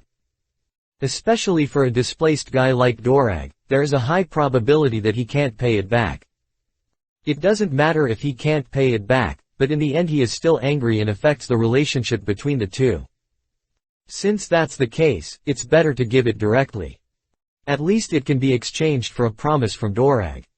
A promise of a general level or even future legendary combat power, which can be used by you, is a good deal for Darren. Of course, the most important point is that Darren has too much money to spend now. Sky Island's gold reserves are really too rich. It piles up there day by day, and he is worried about how to spend it. When money reaches a certain level, it is just a number. If you can't spend it, it actually has no meaning. It's better to buy a favor from Dorag. I've figured it out. At this time, Dorag suddenly raised his head and clenched his fist. Darren smiled and said, "Then, how much?" Darren carefully observed Darren's face and said tentatively, 1 billion Baileys. His tone was a little uncertain. After all, 1 billion Baileys is a huge number no matter where it is placed. 1 billion Baileys in the hands of the Navy can build 15 conventional warships, or 5 huge warships of the Demon Slayer order level, or can be used as a year's military expenditure for an elite force of 2,000 people. 1 billion Baileys is already an astronomical figure for Dorag, who now has only 2 bachelor commanders. This can at least solve all funding problems in the next year and help him to pull up a small army of a certain size. Dorag knew that Darren was rich, but he didn't know how rich he was. And considering the issue of face, he was embarrassed to ask for too much. That Darren, if you think 1 billion Baileys is too much. No problem. Darren waved his hand lightly and interrupted Dorag directly, straightforwardly. Dorag was stunned. This was too straightforward. He immediately felt regretful. Did he ask for less? The bear next to him was also stunned for a moment. He had never seen such a domineering person. He felt that the figure of the vice admiral in front of him became taller. No, I was wrong just now. I want 1.5 billion Baileys. Dorag gritted his teeth and said with a red face. Okay. Dorag. No, I was wrong again. I want 2 billion Baileys. Deal. Dorag. He looked at Darren, who was smoking leisurely in front of him, with an incredible look on his face, as if he had seen a ghost. How rich are you? Darren's voice began to tremble. Darren shrugged and said. I don't know either. Damn it. Then I want 2.5 billion. Darren seemed to be betting everything, his eyes were red. Darren glanced at him. Okay. Drag. Ah. He turned his head with a frantic look on his face and asked the big bear who had already been dumbfounded. So how much should I ask for? The big bear shook his head honestly and swallowed his saliva. Drag looked at Darren, who took out 2.5 billion Baileys but smoked lightly without blinking, and he was extremely angry. How can you repair it? The faces of you rich people are so hateful. I, Monkey D. Dragon, swear to overthrow the world government. And kill all you rich people. I want to create a better world. Forget it, I'll give you 3 billion Baileys directly. At this time, Darren, who was a little impatient, made the decision directly. 3 billion. Drag was numb all over, and the corners of his mouth twitched. After a second of stunned, he finally reacted. Pressing the bear's head again, they all bowed. Thank you. Draeger looked extremely excited and said confidently. "Darren, you are worthy of being my best friend." He turned around, stretched out his hand to the bear, and laughed. "Mr. Bear, this day will be the day of our official voyage." The bear smiled and nodded, and just as he was about to stretch out his hand, he paused. He looked around, took out a pair of black gloves from the clothes rack next to him and put them on, then came back and shook Doriger's hand. "Dragon." Then, Darren gave Doriger instructions and asked him to turn back, go to the North Sea to get the money, and then send the guest away directly. "Then let's talk about this, Dorag. I have to go back to the headquarters." Dorag nodded, and suddenly remembered something, stepped forward and lowered his voice. "That Darren, those pirates who were carried out just now, would you like to give them to me?" Darren looked at him suspiciously. Dorag laughed. "Although most of them are small minions, they can get a reward of 200 million or 300 million Baileys." Darren. Okay, whatever you want," he said unhappily, waving his hand like a fly. Chapter 72 It's that guy. After getting Darren's consent, Dorag left happily. He had just left for less than 3 minutes when Stussy, wearing a black hollow long skirt, walked in elegantly with a gust of fragrance. "I never thought that you would keep in touch with the criminal who defected from the Navy." Stussy seemed to have discovered some interesting secrets, and looked at Darren with a charming smile. "If others find out, even if you are in a prosperous position now, there will be a lot of trouble, right?" Darren shrugged his shoulders and didn't care. He had never thought of hiding the arrival of Dorag from Stussy. If he wanted to hide it, he would not have met Dorag in the hotel owned by Stussy.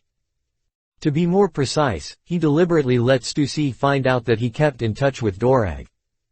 "If you are curious, you can try to report it." Darren smiled. The charming smile on Stussy's face suddenly froze.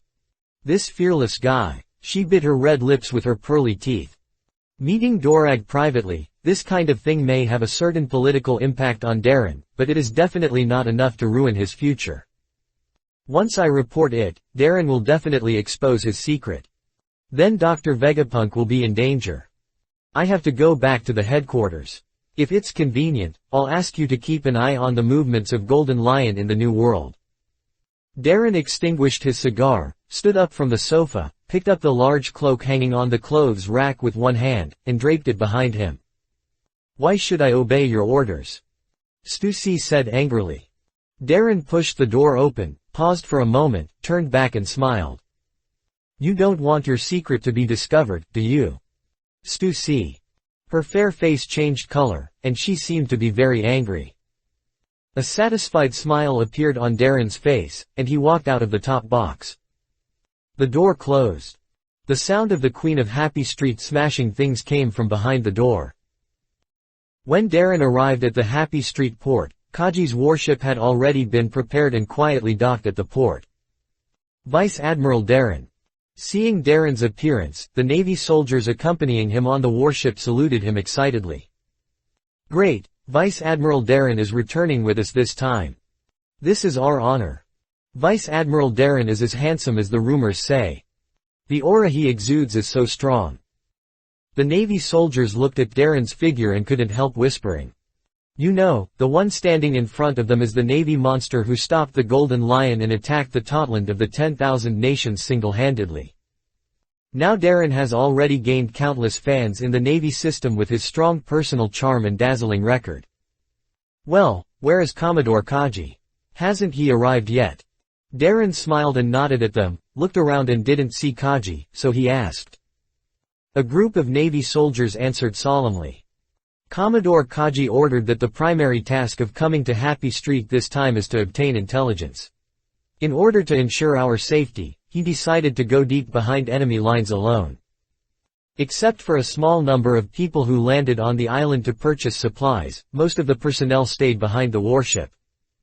Darren. What a deep behind enemy lines. He shook his head. Commodore Kaji is back. He looks a little off. Is he injured? At this time, an anxious and hurried voice sounded.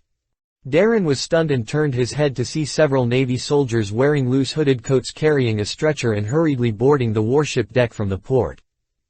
The haggard figure on the stretcher, who seemed to have been drained of energy, was Kaji. The corners of Darren's mouth twitched, as if he had guessed something. "Kaji, you bastard." Kaji was carried to Darren's side, staring at the two dark circles under his eyes, and smiled weakly.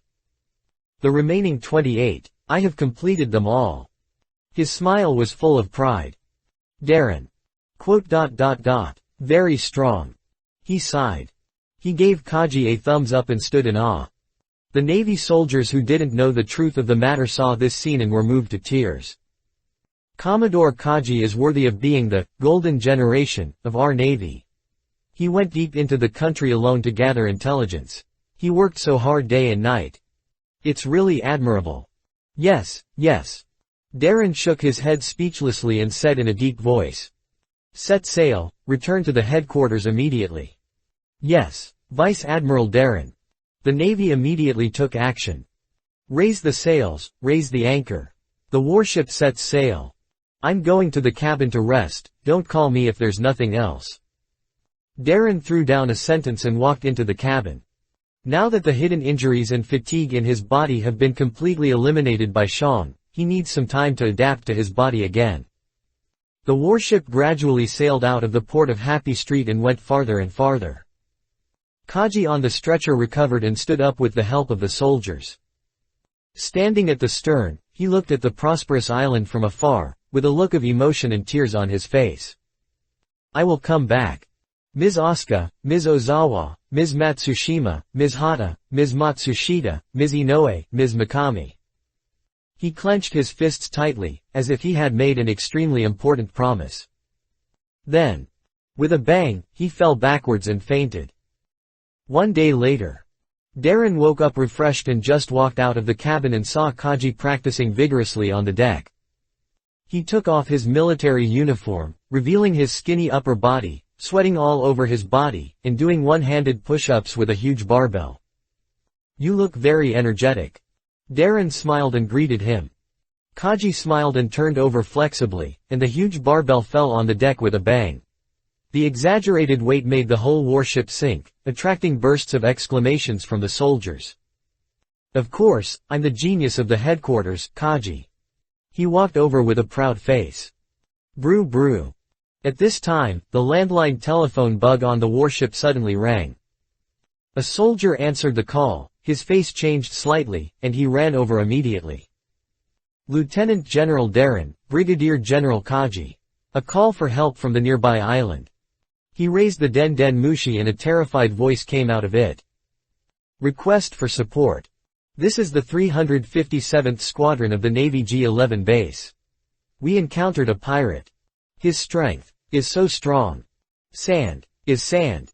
Everyone was swallowed by the quicksand. Request support. The specific location is." The desperate cry for help gradually became lower, as if it was drowned out.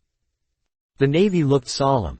But Darren raised his eyebrows and a playful smile appeared at the corner of his mouth. "The ability of sand. Is that guy. Chapter 73 Isn't it good to be alive, crocodile. As for Shazi, is he a devil fruit user?" Kaji couldn't help but frown and asked. Darren smiled and said, "Does it matter?" The smile on his lips was filled with sarcasm and coldness. "No matter who this guy is, he is provoking our Navy." "No, me." Kaji was stunned and said in disbelief. "Wait, you said this guy is coming for you." He waved his hand to give orders to the Navy soldiers, and asked with a doubt. "This is unlikely." The warship quickly adjusted its course. Darren shrugged and raised his hand to hook his finger. With a clang, two phantom lights, one black and one white, instantly penetrated from the cabin, silently cutting through the void, and in the blink of an eye they came in front of Darren and hovered in the air. "It's only been a few days since I raided Wangguo. When the entire pirate world was silent, this guy dared to attack the Navy. Who else could he target if not me?" Darren sneered and stepped on Yan Mo's blade. "Wait, I'm going too." Seeing Darren preparing to leave first, Kaji shouted anxiously. Darren looked back in confusion. Kaji's face showed an excited look, and he broke his fists with both hands and laughed. "Leave this guy to me." Darren looked at him suspiciously. What does this guy want to do again? Kaji straightened his chest and said righteously. I am keeping my promise. Didn't I say it? I recognize you, Darren. If any bastard dares to attack you in the future, I will never forgive him. Darren laughed dumbly. Okay, then come up and stand firm. After getting Darren's consent, Jaji was excited and wanted to step on Yanmo's sword.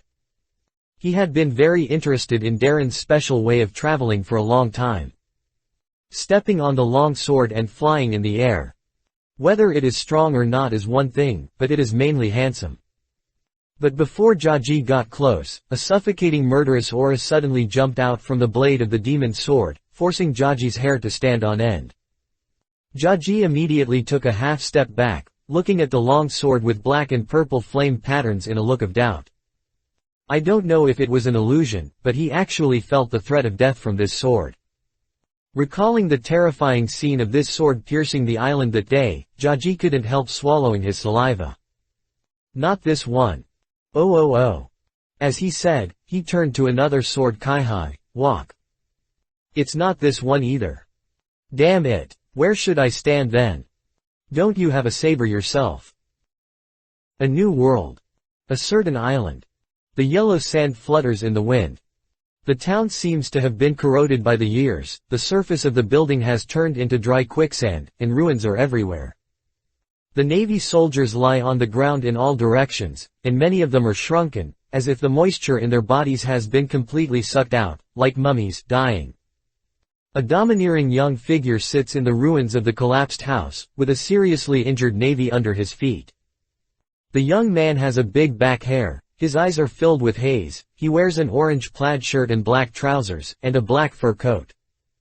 Although he looked only 17 or 18 years old, the arrogance and coldness between his eyebrows, as well as the mafia boss style, made his overall temperament much more mature than his actual age.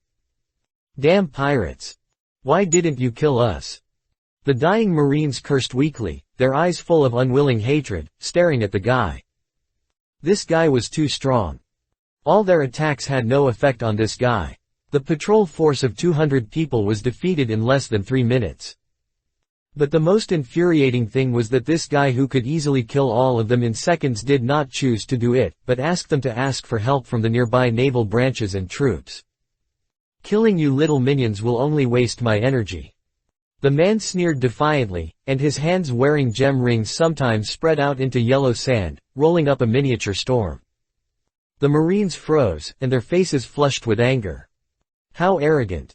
At this time, a cold voice suddenly came from the distant sky. Almost at the moment when the voice was raised, a white phantom light suddenly penetrated the air and swept across the island at an amazing speed that could not be captured by the eyes. Pop! The man's whole face suddenly exploded into countless gravel. The next moment, a tall and cold figure stepped on a black light and landed on the land at high speed from behind the clouds in the sky, wearing a wide white cloak, fluttering wildly behind him. It's Vice Admiral Darren. It's Vice Admiral Darren who came to support this time. Great, we are saved. When the dying Navy saw this figure, surprise appeared on their languid faces, and they looked at the Vice Admiral who fell from the sky with admiration. The gravel flew and twisted in the air, and soon gathered into the man's head again. The moment he saw the Vice Admiral, a flash of astonishment flashed in his eyes, but soon turned into indescribable excitement and fighting spirit. At first I thought it would be a Vice Admiral of a branch. Guhahaha, I didn't expect it to be you.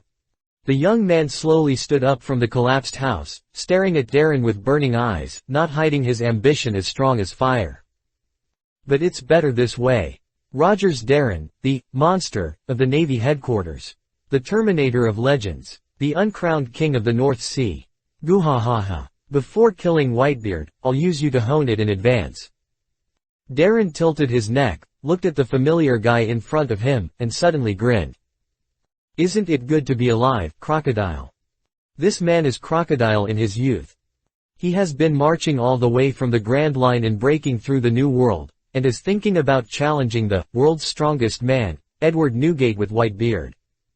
Do you know me? Crocodile's eyes lit up and he laughed. Ha ha ha, that's great, I don't need to introduce myself. A highly condensed wind and sand vortex suddenly condensed in the palm of his right hand, and it expanded rapidly, reaching a size of more than 10 meters. In an instant, the wind was blowing wildly, and the splashing yellow sand shot countless holes in the earth and building walls like bullets.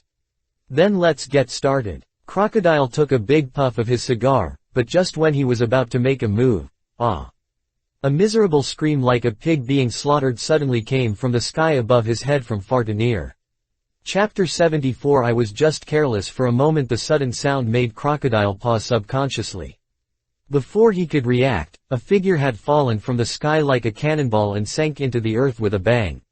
Boom! The vast dust spread out, and a shocking huge pit suddenly formed, covered with cracks. In the center of the huge pit, the upper body of the figure was completely embedded into the ground, leaving only 2 legs covered with leg hair twitching in the air. Crocodile. Darren covered his face speechlessly. The next second. Damn Darren, I told you not to fly so fast. Kaji pulled his head out from the ground like pulling onions in dry land, spitting out mud and sand from his mouth, turned his head and stared at Darren with a flushed face. Darren was helpless. Nai said. I've slowed down. Damn it. Kaji raised his hand to wipe the dirt off his face, turned around and pointed at Crocodile fiercely. You're the one, right? You dared to attack the Navy. I think you don't want to live. Crocodile frowned and said coldly, who are you? Good question. Kaji shuddered all over, put his hands on his waist, pointed at Crocodile with one finger, and laughed. I'm the genius of the Navy headquarters. The leader of the Navy's golden generation. It's Commodore Kaji of the Navy headquarters. Not interested. Crocodile's eyes turned cold, and the sandstorm in the palm of his right hand suddenly shrank and swung out. In an instant, a huge sand blade shot out. A sharp explosion sounded, and the land and buildings were cut cleanly wherever the sand blade passed, roaring towards Kaji. Desert sword. Damn pirate, sneak attack. Kaji cursed angrily, facing Crocodile's sword. He did not retreat but rushed forward. The dark armament haki instantly covered his arms. Like a wild bull, Kaji ran into the indestructible desert sword. Boom! A dull explosion sounded, and the several-meter-high desert sword knocked Kaji back with amazing momentum, and the flip-flops on his feet plowed a groove of more than 10 meters in the ground. Blocked. Crocodile's eyes condensed. This Navy with an extremely wretched appearance, actually blocked his attack. Ha ha ha ha, you can't believe it. I'm very tough. Kaji's arms burst out with domineering armament haki, blasting the desert sword in front of him into yellow sand all over the sky. The next moment, his figure had disappeared from the spot. One of the 6 styles of the Navy, shave. Darren's eyes lit up slightly. Although Kaji is a little short, his attainments in close combat skills are quite good, and he can indeed be praised as a genius. At least from his current performance, this kid's strength has definitely reached the level of a vice admiral of the headquarters. Since Kaji has already taken action, he is not in a hurry. He lights a cigar and sits on a stone to watch the excitement. After all, in the original plot, Crocodile's strength has always been a mystery. When he is weak, he can't even beat King Luffy. When he is strong, he won the MVP of the loser in the war at the top, and he can fight anyone on equal terms. But there is no doubt that Crocodile, who is preparing to challenge Whitebeard at this time. His strength should be close to his peak level. Beast kick. Just as Darren's eyes flashed, Kaji's figure instantly appeared beside Crocodile. The foot in flip-flops rolled up a sharp wind and shot towards Crocodile's head with great force. Crocodile looked at him expressionlessly. Bang! The head exploded into gravel.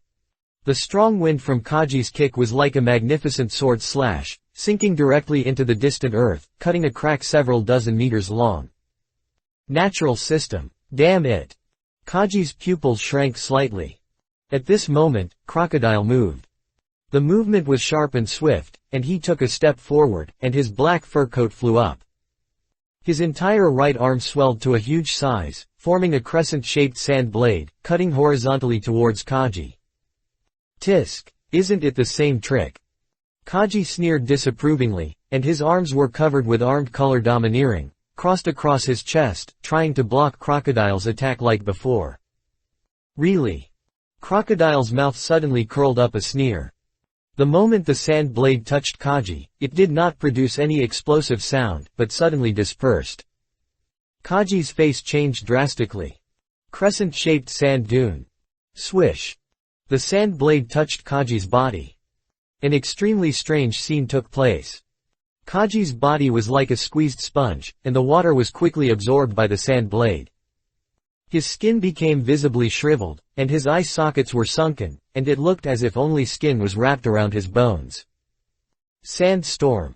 After a successful attack, Crocodile gathered a huge sandstorm in his hand and threw it out suddenly.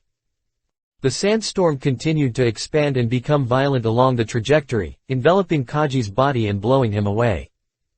Kaji was constantly torn in the air, and finally fell like a ball, rolling more than 10 times and falling at Darren's feet. Kaji's eyes turned in circles, and he focused his focus with difficulty. The face that came into view was Darren's. Kaji. Darren. I knew you were unreliable. Darren sighed, looked at Kaji with disdain, and said unhappily. Kaji's shrunken face flushed with anger, and he gritted his teeth and said, "That guy is too insidious. I was just careless for a moment." Darren shook his head. He could see it. Crocodile's strength is indeed much stronger than Kaji.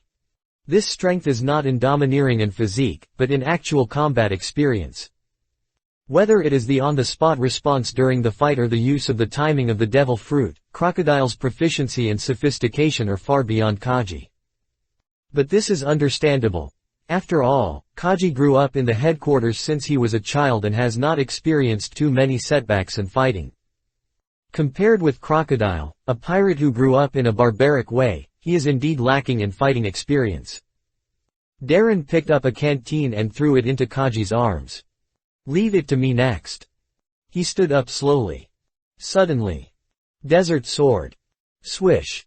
A sword made of gravel suddenly shot out from the ground in front of him, piercing Darren's waist and abdomen unexpectedly. At this time, Crocodile's hand in the distance had turned into yellow sand and sunk into the ground. He raised his head and showed Darren a stern sneer. "Darren, be careful."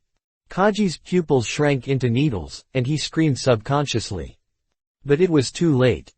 It was impossible to defend or avoid such a rapid attack. With Crocodile's ability, if this move hits, even a warship will be cut in half in an instant. Kaji's mind was shocked. Swish. The desert sword hit Darren's abdomen hard. Sparks flew everywhere.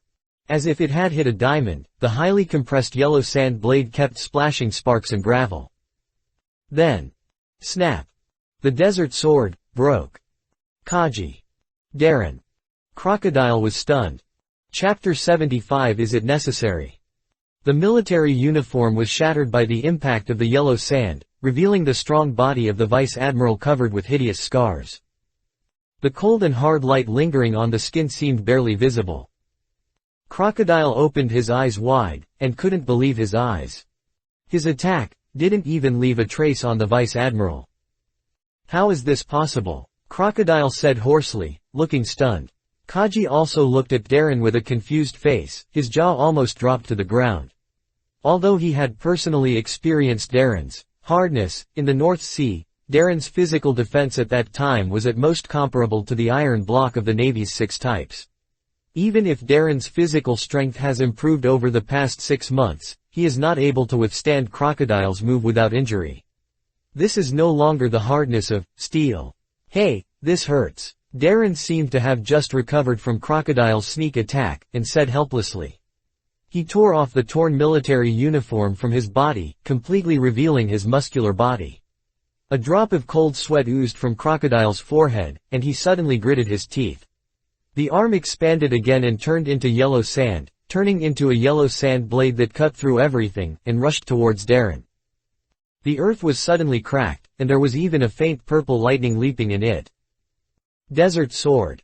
The sharp explosion sound approached, and Darren's eyes did not change at all. He sneered and raised his arm, grabbing the desert sword that was shooting towards him. A loud noise broke out, and in Kaji's wide eyes, Darren actually grabbed the indestructible desert sword with one hand, and then grabbed it hard. Boom! The yellow sand was crushed by Darren and rushed into the sky. The next moment, behind the rolling yellow sand rain curtain, the body of the Navy Vice Admiral sank slightly, and the moment his knees bent and exerted force, half of the island was in shocking turmoil. Tear it up! The ground within a radius of 100 meters suddenly collapsed, and several huge pillars of dust hundreds of meters high swept up, and the land structure of the town showed scattered cracks. Just gravel. Darren looked up suddenly, and a grim smile appeared on the corner of his mouth. Boom!